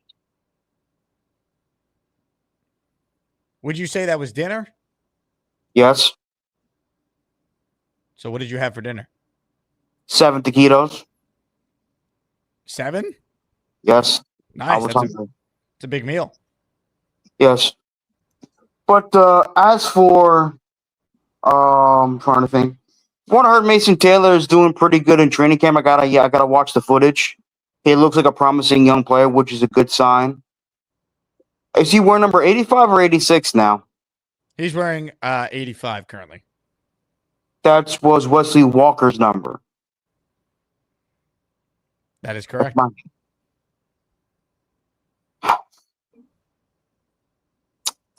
Ryan has an observation about you. He says, this guy is always eating or just getting done eating. LOL, good stuff. Well, I like to eat. And 2, I know you guys like to bitch and complain that I don't have a job. I'm working on trying to get a job. Chuck says, Beast and Charles, my day is complete. Good to know. Ted says, do you still have a curfew? No, I don't. Curly wants to know if you had to take a quick dump after said quick bite. I didn't take a dump yet. Now, Robbie Sabo, by the way, he didn't know what a squatty potty was. And I told him, My parents showed it to my parents. They don't like it. What do you mean they don't like it? They think it's stupid. Have they ever used it themselves? No, but they don't like the squatty potty. Well, they haven't tried it. They think it's stupid, Jake. What do you want me to tell you? Well, I think they need to try it, and when it revolutionizes their bowel movements, they might have a different take. Sometimes when we're talking to my parents, like talking to a brick wall. So it is what it is, Jake. Well, I think they just have to see it for themselves. I questioned it until I received mine. It's scientifically proven.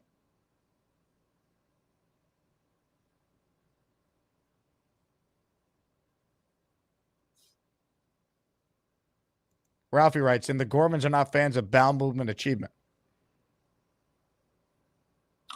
Something like that, probably, yeah. Dave Brigo says you should work harder to get a job. Would you like to respond to Dave?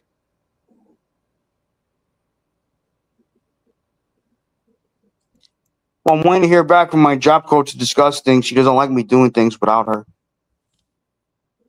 What was her name again? Lois Moskowitz, or you like to call her Miss Mosk. Coach Mosk. That's right.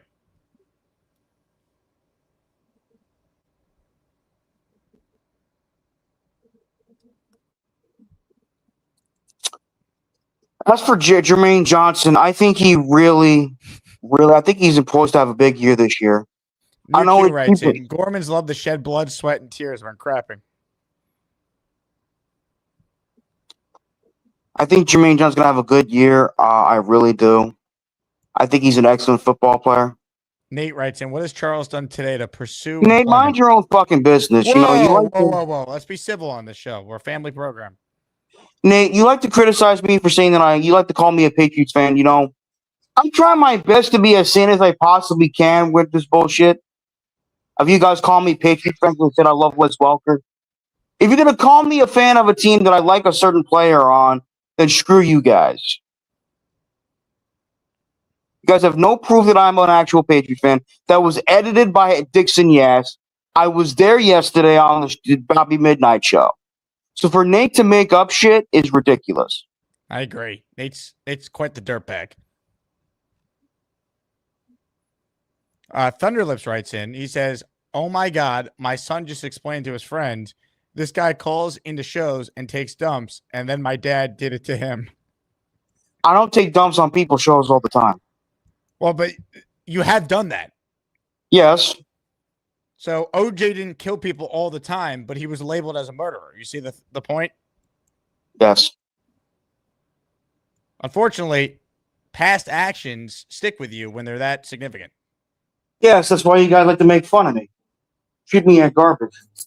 You think making fun of you calling into another man's YouTube show while on the crapper doesn't warrant us to laugh and have fun at? I'm not saying it doesn't, but you guys like to treat me like I'm the butt of the jokes. You literally made yourself the butt of the joke with that one. No one told you to call on the Bobby show while pooping. Well, I wanted to tune in to see what Bobby was doing, and I had to take a shit. Yeah, but why did you need to call in while doing that? I have watched plenty of programs. I've watched your show while taking a dump. You wouldn't know because I didn't call in.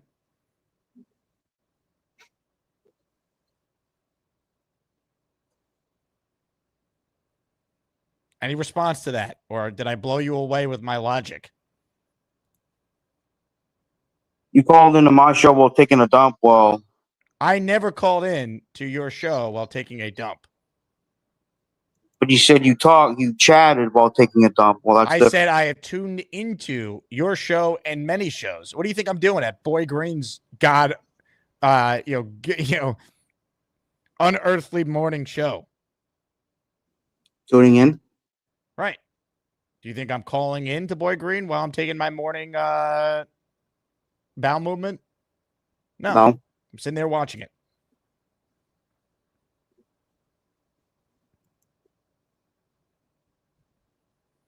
I mean, Bill makes a good point. It's kind of a shitty thing you did, Charles. Dun-dun-dun.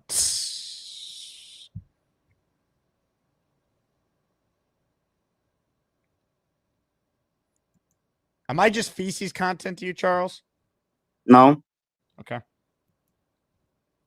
Dave Brigga says, Charles, I'm busting your chops. Nate is a prime ball buster. Nate's also kind of a dick, too. Yeah, I agree. Eli writes in, Charlie, you have your own apartment. You're doing well, even if you call in while on the toilet. That is true, yes. Georgie says, get this Patriots fan off my screen. If you don't want to listen to other people's takes, then join ISIS and Al-Qaeda, Georgie. Join ISIS and Al-Qaeda? Yeah, he's basically being a dick, like he doesn't want to listen to other people. So wait a second. The response is now for him to join a terrorist organization? So you don't like to listen to other people. They like to destroy shit. Interesting. I mean, seriously. Sorry, go ahead, Charles. I mean, seriously, if you guys can't listen to other people's perspectives, regardless if they're a Patriots fan or not, then you're an asshole.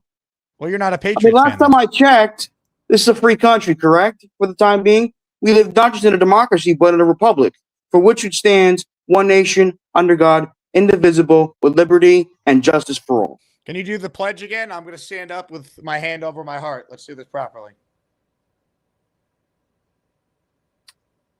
Anyways, look. Give me the pledge. I pledge allegiance to the flag. Stand up, hand over your heart.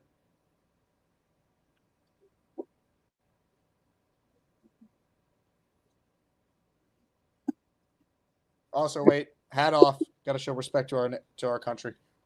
I pledge allegiance to the flag of the United States of America and to the republic for which it stands, one nation, under God, indivisible, with liberty and justice for all. Well done. Take that, V-Man. This is America, baby. Land of the free, home of the brave. Amen.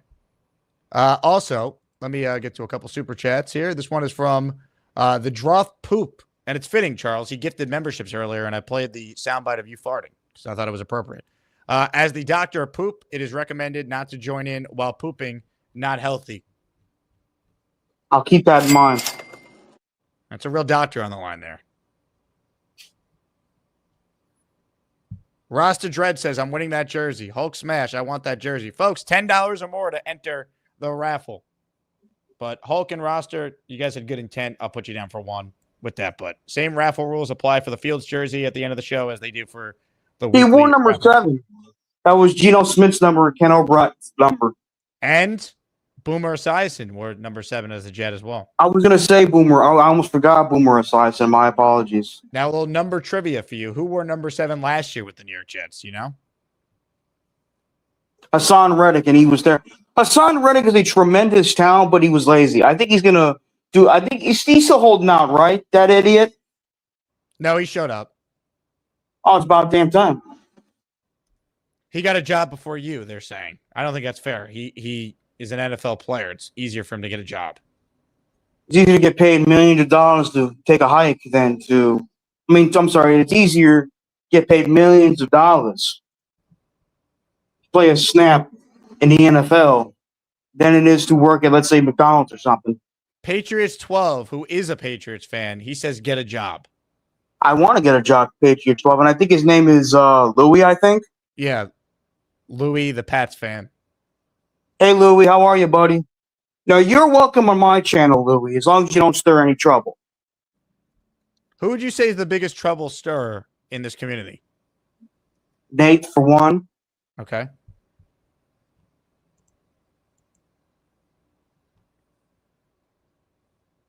That's a good question. Well, I know Nate is one of them. Ted says, what businesses are within walking distance to your apartment? Well, there's a lot of Indian places. What do you mean Indian places? Like Indian restaurants? Indian restaurants, Indian jewelry, Indian grocery stores. What's Indian jewelry? Jewelry. Right. What they like they have jewelry stores, I believe I meant to say that are run by Indians. What I meant to say. It's a lot of I live in a very big Indian. I'm part of I'm living in a big Indian community here in Islam. So how does that impact your ability to get a job at one of these places?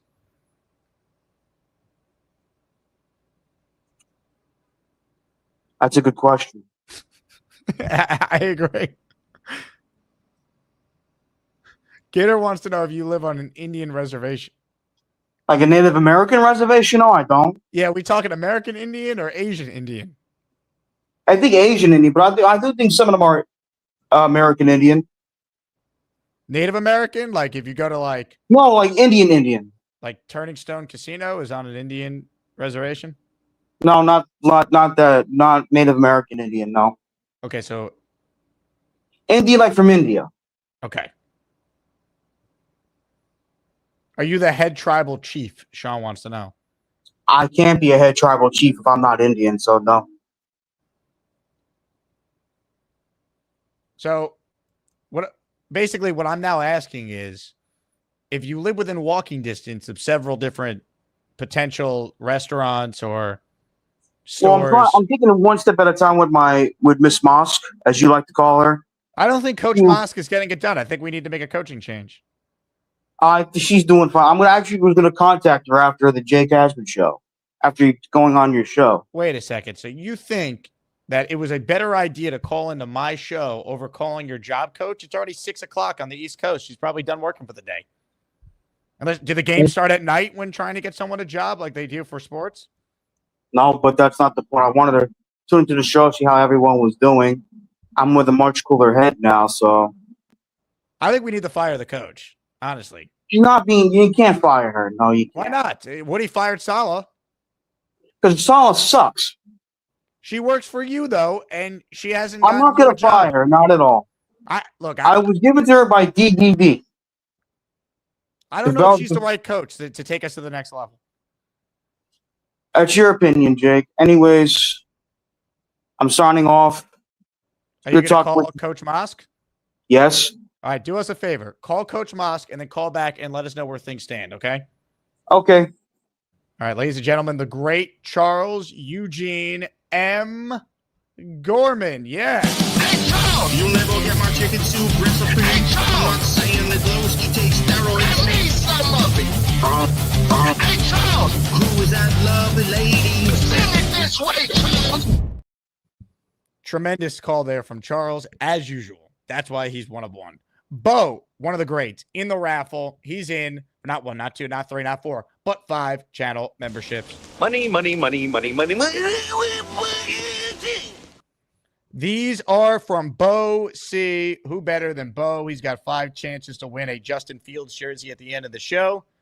AG's Burner, Nakahara, NY Cursor, Sir Luca, all receiving a channel membership, plus Ray Mirabal, the 5th person to get a channel membership. Gift the membership to be in. Send in the right super chat.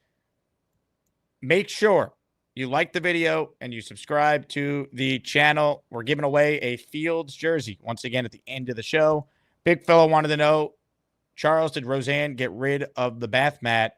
I'm very confused why Charles apparently got rid of his Batman bath mat. I really want to get the answer to that, big fella, so I'll ask him that hopefully when he calls back after talking to Coach Mosk. On that note, earlier, this guy waited on hold, and I was about to go to him, and then he said duty calls, but he's called back in. So we will take his call and then stay with us because a legend, a member of the Asmaniac Madness Final Four, will be up after this guy.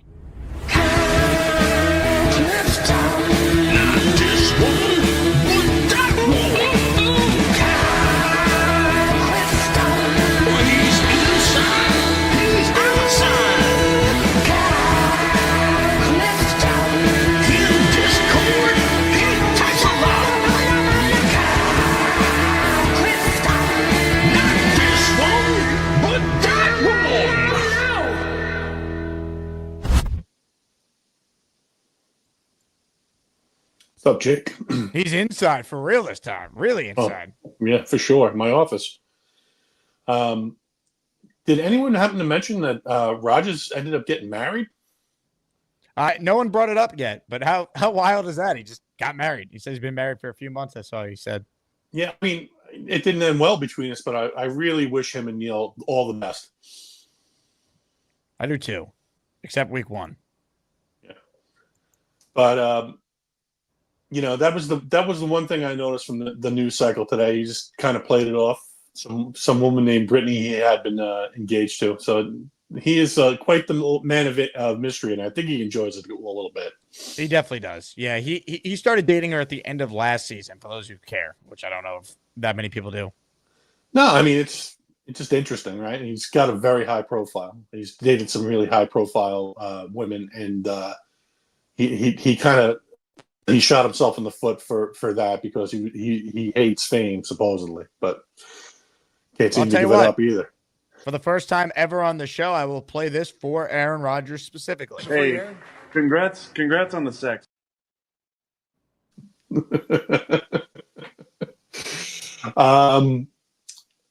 What else was I thinking? I was hoping that to get to Robbie and see if there was any feedback on some of the backup offensive linemen and how they looked, because that's a key point of emphasis for me. I want to see who's going to make this team of the Carter Warrens and the Max Mitchells of the world.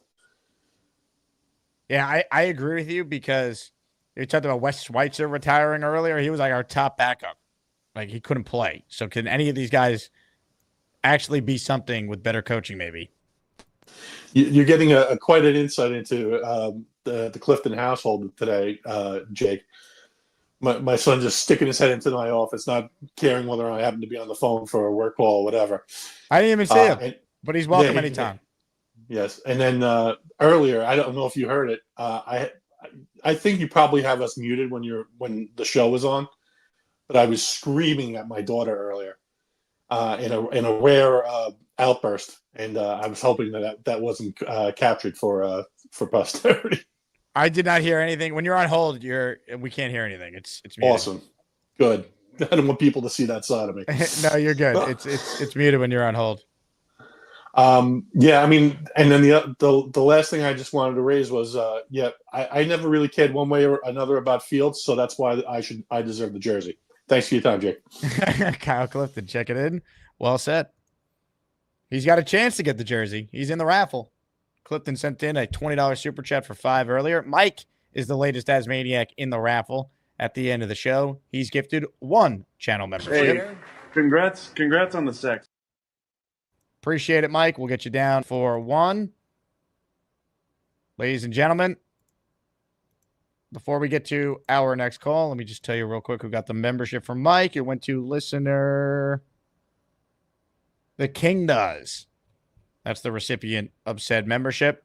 I added a new membership earlier for those of you who didn't catch the first show, our new emoji earlier, I should say, or to quote the late, great Keith Best, our latest Edgemo for Asmaniacs, Ricky NY now has himself his own Asmaniac emoji. More of your calls right now on the Gusbuster Umbrella Hotline is... He's pointing. Gary Box, I'm pointing at you. Gary Box, I point at you. Gary Box, I'm pointing. I'm pointing. Box, I'm pointing. Box, I'm pointing. Gary Box, I'm pointing. Point at you. I point.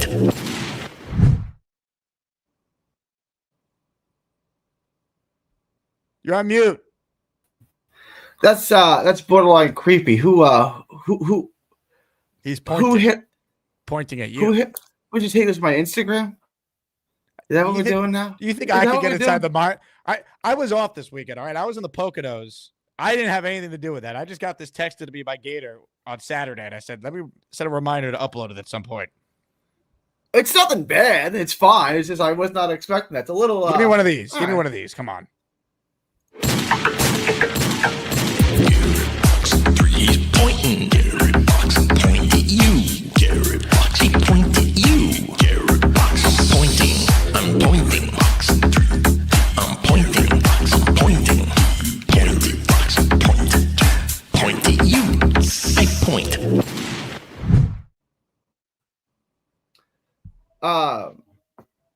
Abdullah Mason, my homie Abdullah Mason is in like 4 of those pictures, so that's cool. He just did that. You got that today? He actually sent it to me on like Saturday. All right. I don't. If you called in yesterday, you might have. I didn't have it ready yet, so I didn't play it. It's a little Why do you do that? You're a big point guy. You like Craig Carton. He loves to do the point too when he takes photos. I don't know. of Like people. you got to do something. What do you do with your hands? When you taking a picture with somebody, what do you Hands do in the with your- pocket. You know. Sometimes I go 4 fingers in, thumbs out, or just full hands in.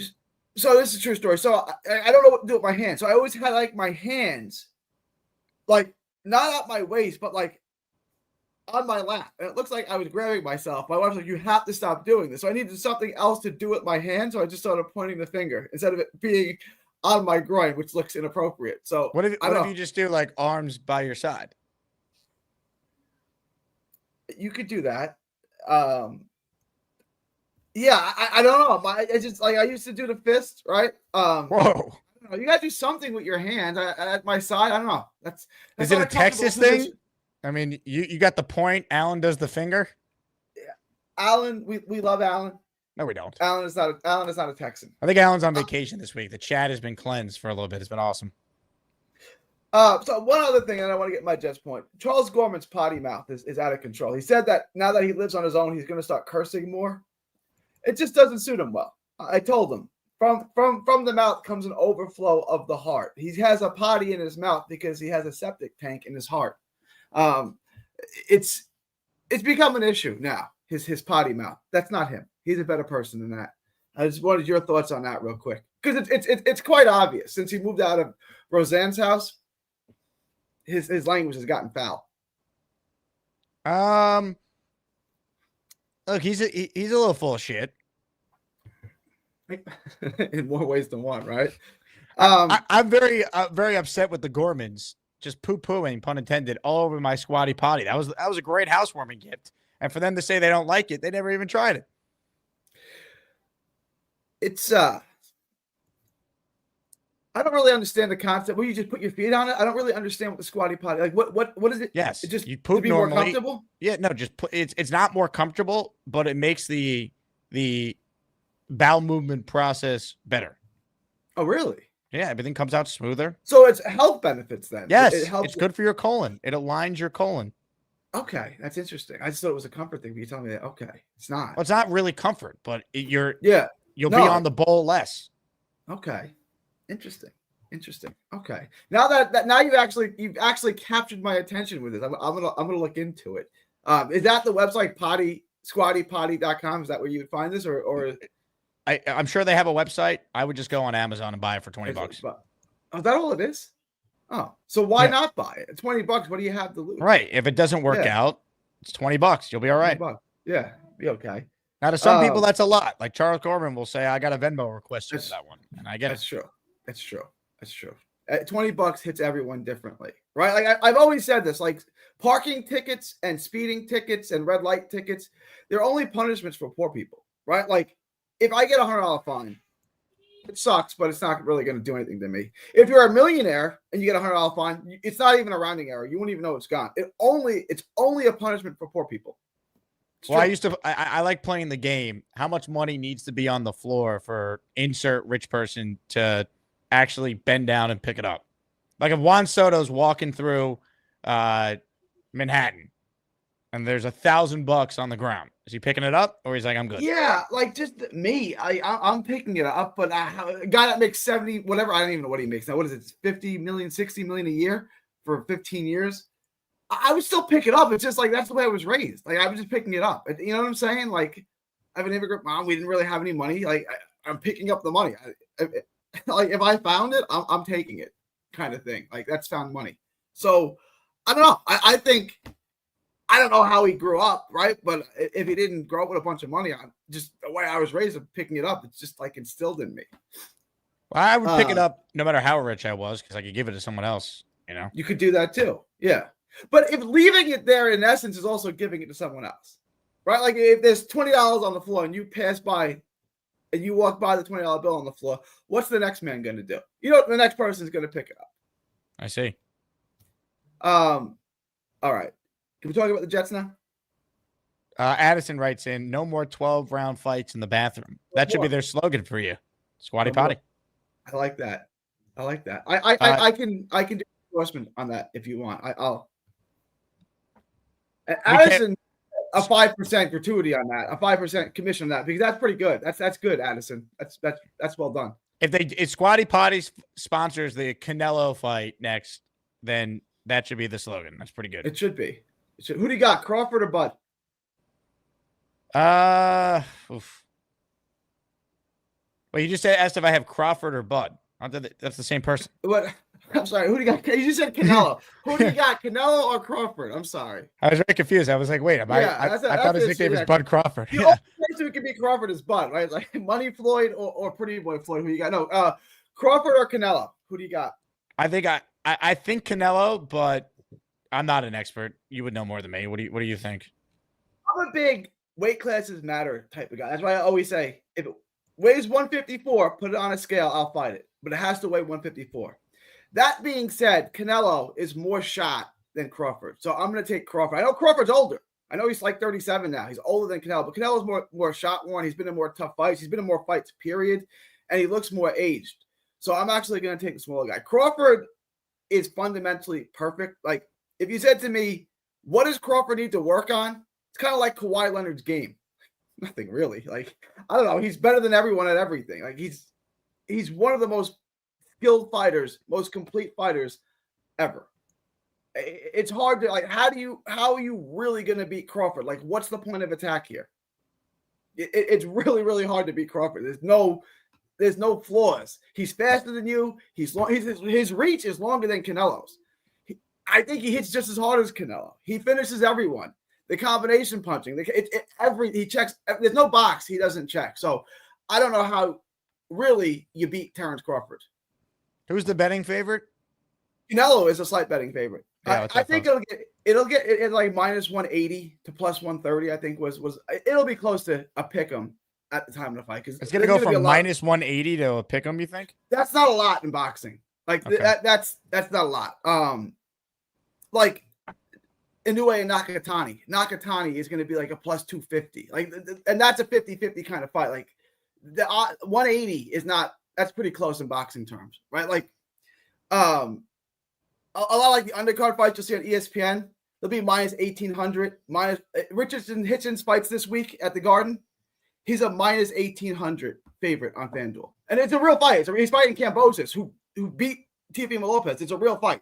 He's a minus 1800 favorite. Can we talk about the Jets now? Real quick, can you give us your Mount Rushmore of boxing for Dominic? Oh, I've done this, right? So these aren't the four best fighters, but I think they represent. So it's obviously Ali, Pernell Whitaker, Willie Pep, and Ray Robinson. Not the four best fighters, but it represents 4 eras of boxing. Yeah, but Mount Rushmore is supposed to be the 4 greatest, no? Is it though? Like, I mean, I don't know. I can't do a Mount Rushmore argument with you. So if that's your Mount Rushmore, great. It's so hard to compare Bam Rodriguez, who's the best little man in boxing today, to Jack Dempsey, who was the best heavyweight in 1920. How do you compare them, right? So I gave you the best defensive fighter, which is Pernell Whitaker. I gave you the best pure boxer, which is Willie Pep. I gave you the greatest all-around fighter, which is Ray Robinson, and I gave you the GOAT, Muhammad Ali. That's my 4. I mean, there's no right answer, but that would be my 4. Ali, Willie Pep, Pernell Whitaker, Ray Robinson. Where does Rocky Balboa fall on your list? I'm only putting one. I'm not loading this thing with heavyweights. I'm not loading this with. I would put Creed on it before Balboa. That's just me. Interesting. Yeah. Let's see. Nate, Tony Parker, or Jalen Brunson? You think Tony Parker's a better player than Jalen Brunson? Is that why Nate's asking this? No, I don't. I would take. It's closer than you think, but I would take Brunson. Parker is an all-time great. I would take Brunson in that. I would take Brunson over Kyrie Irving too, because that's his next question. Because I said I would take Parker. I didn't say Parker was better than Kyrie. Given a choice on who I want as my point guard, I would take Tony Parker. But I grant that Kyrie Irving's a better basketball player. That was a debate that we had. There's a nuance there. Okay. Yeah, go ahead with your jet point. All right. No one mentions Arian Smith. Where would you rank Jake? I'm just kidding. Go ahead. Arian Smith is a guy I'm really intrigued by. No one asked Bobby about him. No one really mentions him. I get he's a 4th round pick. He didn't practice today because he's dealing with some sort of injury.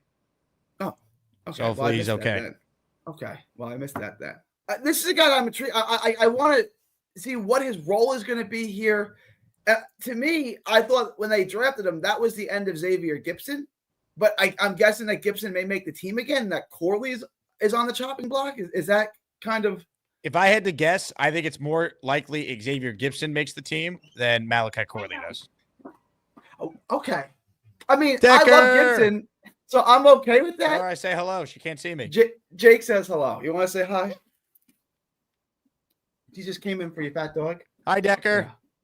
Hello. How are you? Good. Are you having a good summer so far? Yes. Yeah? Mm-hmm. What's new with you? Anything you could share with the audience? Everyone's always asking about you. Nothing much. No? How's cannoli? Good. Being fat. Yeah, just being fat? Mm-hmm. I see. Yeah. Are you going to come to New York at all, Decker?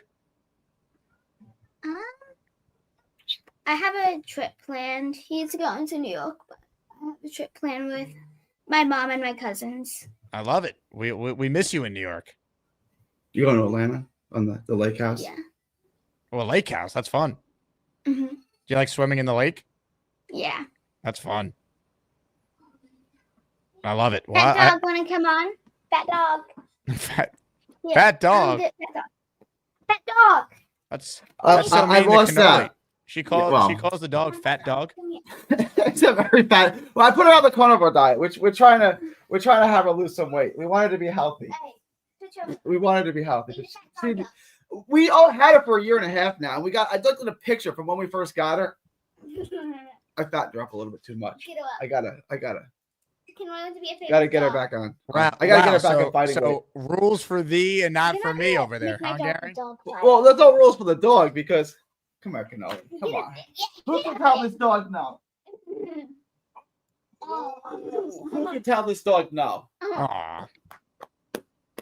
We're gonna get you less fat, right? We're gonna get you healthy and strong. She likes to be fat. She does like to be fat. Do you just eat and sleep 20 hours a day? Yeah. Yeah. See, this is when Gary's at his best. When he brings on Decker, everyone likes Gary now in the chat. It's amazing. My Q ratings went through the roof. Hey, Decker, I have a new song for you. Tell Decker about the new song. You want to hear your new song? Yes. So this was a song that was sent in by the great Gator McCluskey. He's the same person that made the Chicken and Pasta song. Here's the latest song about your dad. He's pointing. Garrett Box, point at you. Garrett Box, he point at you. Garrett Box, I'm pointing.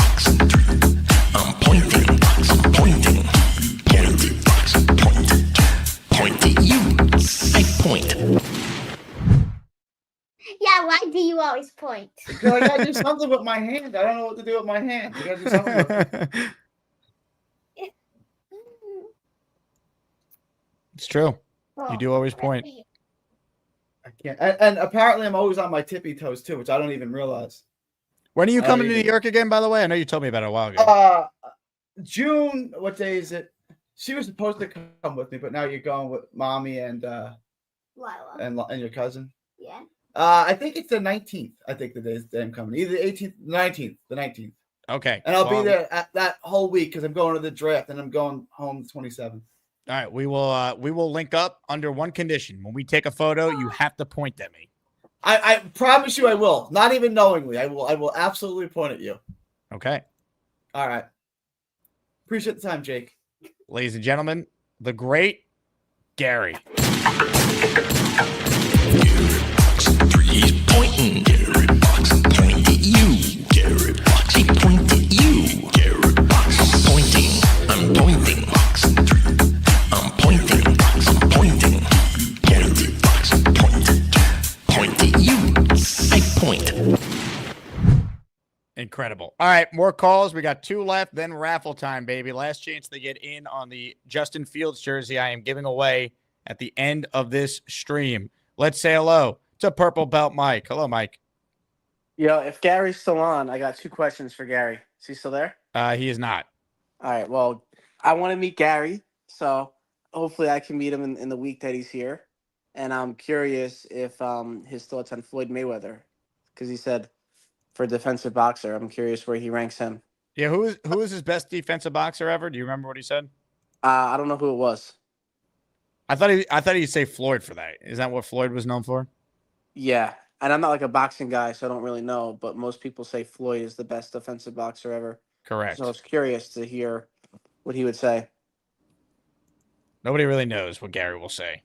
Yeah, but to quote Charles Gorman, anyways, I have to listen back because I need to listen to all-time Charles call today. I feel like we say that every other day, but today was truly a great Charles call. I was eating dinner, so I missed the whole thing, so I have to go back.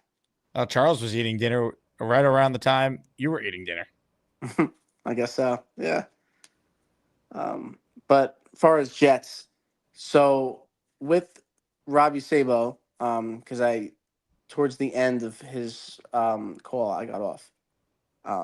His thoughts on Fields were positive or negative? Or neutral? I would say neutral. He highlighted a couple of the good plays he made. He highlighted one where he felt like he missed Garrett because he just didn't process fast enough.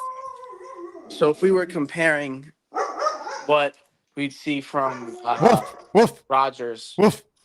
And woof. Look at this dog. Look at this dog. Maui. This is what she does. It's great. All right. So if we were comparing what we saw from Rodgers compared to what we see from Fields, is it better or worse? Or we don't have enough to look at? I would say Rodgers should always look better than Fields in minicamp because it's a passing camp. There's no pass rush. You can't get hit, right? And Rodgers is still a gifted thrower of the ball, despite how you feel about the other areas of his game, mobility, all that. Like when Rodgers carved up the Jets defense and the Giants defense in the joint practice last year, like he should always look better than Fields as long as his arm still works. And the Commanders, when we had that's why I don't understand why we sucked last year. Well, Rodgers I was at that practice, and Rodgers didn't even play that day because it was raining, and Salah wanted to be careful with him. So Tyrod and Garrett destroyed the Commanders that day. It was ridiculous. So I don't understand how they went to the NFC Championship game and we won 5 games. Because they were coached properly, and Jane Daniels got incredibly better. It got so much better over the course of the year. Yeah, I guess. Yeah. That day, though, to your point, I thought the Commanders were going to suck, and I'm like, the Jets are really good. That always pops into my head. It's like, what happened? How can this be? But pain and suffering. Yeah. All right, dude. I got to listen to this Gorman call, so I'll listen to the show and then play it back. You want a little preview on what it was like?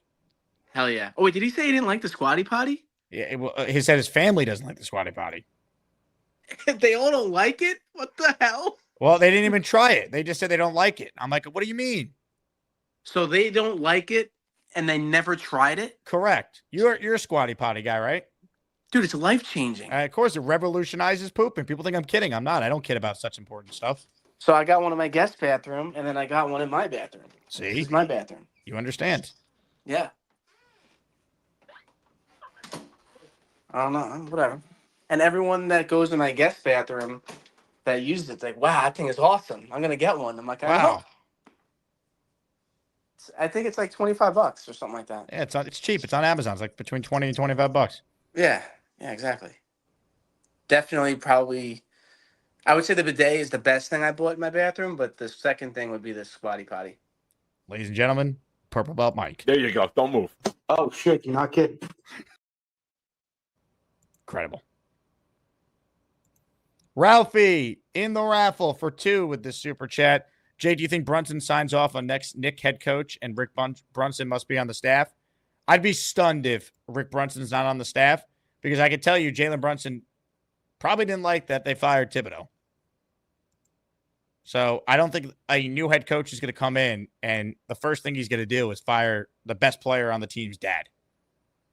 I just don't see that. And if they hire Kidd and Brunson know each other. Kidd and Rick Brunson know each other. So I think Rick's going to be on the staff. But yeah, I do think the Knicks are going to keep Brunson in the loop on things. I mean, that's what you should do. First off, this guy took the largest pay cut ever in professional sports history. He's your best player, and the NBA is a superstar league. And while Jalen Brunson is going to be a professional no matter what, he's a human being. So I would suggest you keep his dad on the staff. Nick Shine writes in, cannoli is Bobby's spirit animal. Likes to eat and sleep. Well done. Johnny Danks in the house. Thank you, Johnny. Catching up on some super chats here. What up, Jake? Just watched JJ's presser today. Makes me want to run through a wall with him. Can't wait for the 2025 Jets. Germaine's the best. Can't wait for him to come back. I would just say to everyone, temper the expectations on Germaine being Pro Bowl Germaine right away. He'll be good. But it's going to take, I believe, a little time coming off the injury. He's a defensive end that's coming off Achilles injury. Like, that's serious. No matter how good he looks and how often and how aggressive he attacks the rehab, it's going to take a little time. Super chat from Kashmir. Do you think the Jets should sign Jair Alexander? No. They got enough corners. I don't think they're going to go on that path. All right, they already paid Stevens. They drafted Thomas in the 3rd round. I want to create an avenue for Thomas to get on the field. One last call, and then raffle time. So gift away if you want a chance to win a Justin Fields jersey, because we're 2 minutes or less from that being given away or raffled away to one AsManiac. Ladies and gentlemen, our last caller today is Brian Oglick. Hello, Brian. What's up, Jake? What's up, chat? All right. I'm not suggesting I want Stiggers to go. And people are definitely upset that I would post such a thing in the chat. But my point is, Robert Saleh loves Stiggers. He went out of his way to praise the dude. I think they traded up to get him. He said he's a quality starting cornerback in the NFL. The Jets are deep. The Jets need future draft picks. They're going to need to make some cuts. We need more draft picks because we need more young talent on young rookie deals. It is not the worst thing ever to think about Stiggers being traded to SF. What do you think you're getting for him, though? A 6th or a 7th? I mean, at that point, I'd rather just keep him if they think he's talented. He can play safety, too. He can play both corner and safety. Their safety room's not great. Agreed. I think at some point, they're going to be cutting players. And if Stiggers or Lazard or Clemens or whoever else they've got that they can turn into a future draft asset, I think that's a good move. This is a year where the expectation on the coaching staff is all about implementing their vision and their culture. They'll get a slight pass from a wins and losses perspective. So trading a couple of players now that have a little bit of potential for an asset, I could see them doing. I'm not saying best or worst. Oh, yeah, that's true. Well, I gave him the phone numbers and I told him to call. So that, that was intentional. Whoever that was a good one. That was Nate, who's the biggest Qantas Stiggers fan ever. So you insulted this guy. I saw that in the response. Look, I like Stiggers too. I want to see him play, but the path to playing is probably through the safety room, as you said. So yeah, but if he's good, they'll find a place for him. You know, like why trade him if they think he's good? If they trade him, I think they don't believe that he's going to be on their team long term. I'm gonna go look up for a future chat how many defensive snaps he took last year and how many special team snaps he took last year for a coaching staff that drafted him and believed in him. And I would guess it's low. I mean, he didn't play a lot last year, but I mean, last year they were a mess and they had a lot of guys, you know? Carter was injured almost the entire year and he still didn't break the starting lineup. Eccles played though, and he made plays. Yeah, that's true. I'm a fan of Eccles. It's a shame he's gone. You don't really and Nate makes a good point here. You don't really rotate at corner. Like Sauce is go look at playing snaps last year. Sauce would have most games where he'd be 99% or 100. You don't take your corners off the field. Yeah, good point. Solid. I just think that we're deep there, and if there's an asset that could be had for him, I won't be shocked when it happens. I think this is the time of year that, yes, the scouts are all getting, mixed up and getting fired and being. They're going on vacation right now. That's what's happening with the scouts. This is their off time. Their contracts are also up right now, if I'm not mistaken, after the draft. And at this point, I would say who cares about a 6th-round pick? I do love your passion that you're calling in June about the Qantas Stiggers, but I would just say just keep them. Dude, I don't have a tattoo on my body, but I'm an insane New York Jets fan. I could tell. Well, you found the right show because this channel talks more Jets and nonsense than anywhere else. Yeah, the level of insanity on this show for non-Jet stuff is off the chart. I love all the Jet stuff, and that sometimes I have to wade through squatty potty discussions, and I really hope that you find a sponsor in them so that it could be worth your while. 100%. Yeah. Thanks for taking my call. Coach, appreciate it. Coach Oglick checking in. Brian from the Bay Area. We ran into Robert Saleh, for those who saw that show a few weeks ago. He showed us the photo. He ran into Saleh. Where was he at? A Home Depot or a Lowe's? He ran into Bob Saleh. And Saleh was very nice. Took a picture with him. Dominic, you made the raffle. I got you down for 1. Boom. Dana, you made the raffle at the buzzer. We got you down for 2. Where's my bang button? There it is. Bang! Anyway, I said that was going to be the last call and then the raffle. But I like this caller who just called in. So I'm breaking my own rules. Izzy, you're the actual last caller, and then I'm doing the raffle. What's up, Izzy? Hey, what's going on? Jake, let's go, man. I appreciate it. I called in late. It's hard to get service at work like I was saying last time, man. But I'm going to go back and watch the show to see if there's anything cool I missed. But I want to call in and say it was a show. It was a show. Yeah, I watched this morning. I watched the other one with what's that dude's name? He was arguing with him for like 30 minutes. Oh, Frankie. Yep. Yeah, Frankie. Hey, I got to give him props for standing on business, man. But that is a crazy take. That is an absolutely crazy take. Maybe if Sauce was like 30 and that was the case, maybe you look at like, trading him. But like, unless you give me 3 first-round picks, I'm not even considering it, honestly. Agreed. It makes no sense to trade him. I agree with you. Yeah, I also want to say I appreciate it, man. Your shirt came in and it fits like a glove. Hey, that's awesome, man. You got to wear it in next time you call. I am. When next time I catch a show at home, I'm going to have that joint on. It looks good, man. My wife loves it. That's awesome. I appreciate that. Hell yeah, man. I'm gonna catch y'all again, man. I just wanted to hop in and say thank you. Izzy, you're the best. Appreciate you, man. Glad the shirt arrived safely. Someone wrote, Izzy's making me dizzy. Remember he was driving, so I was like, brrr. Nate says, caller Izzy greater than Izzy Abanaconda. Agreed. I had high hopes for Izzy. Brooklyn kid, super fast. Yeah, that pick logically made sense. You bet on his speed on day 3. You found an elite trait, and you're like, maybe we could develop him, but it's never really worked.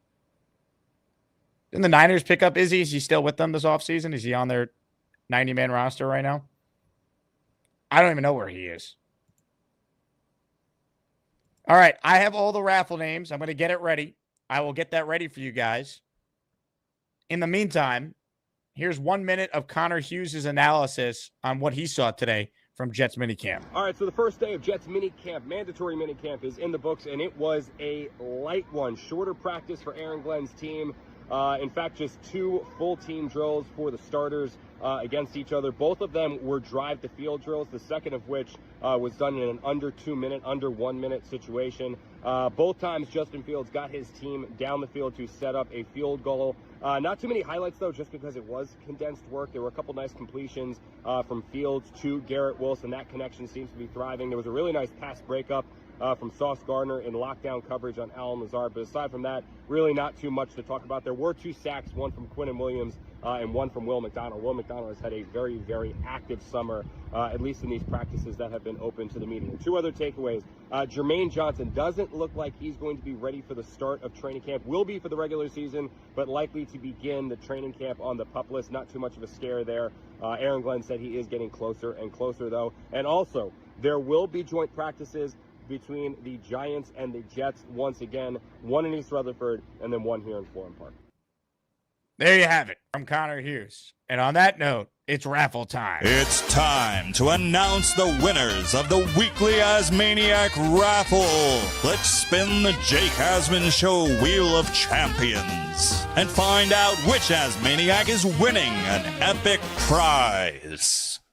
Here we go. Music, please. Oh, yeah. It's that time. Someone's going home with a Justin Fields jersey. Is he our quarterback of the future? Nate, you shouldn't be allowed to enter the raffle after I accumulated all the names because you're a bully to Charles Gorman. But I'm also a capitalist, so I will put you down for 2, damn it. His super chat says, please enter my Patriots friend Charles in the raffle. All right, here we go. Spinning the wheel. One lucky Asmaniac wins the Fields jersey right now.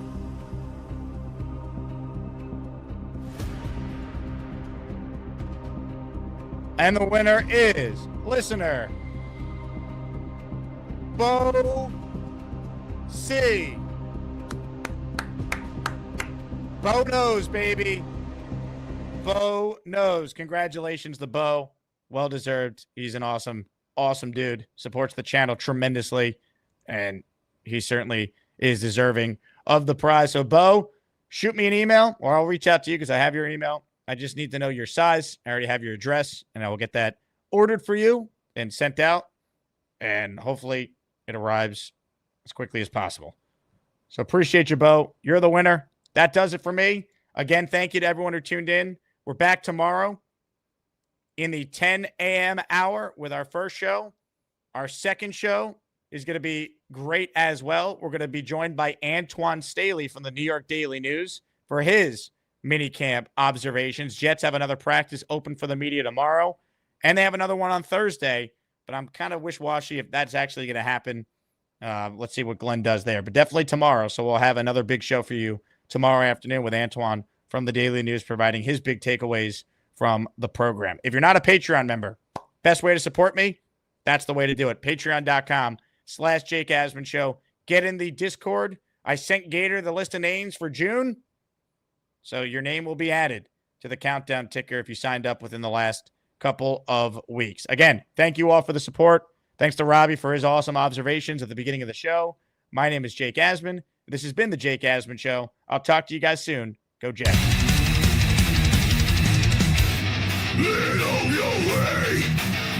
It's your birthday. Party all day with your daddy. Peacemaker. He's a good guy. Loves you. Takes care of you. Fuck Bobby Beasley.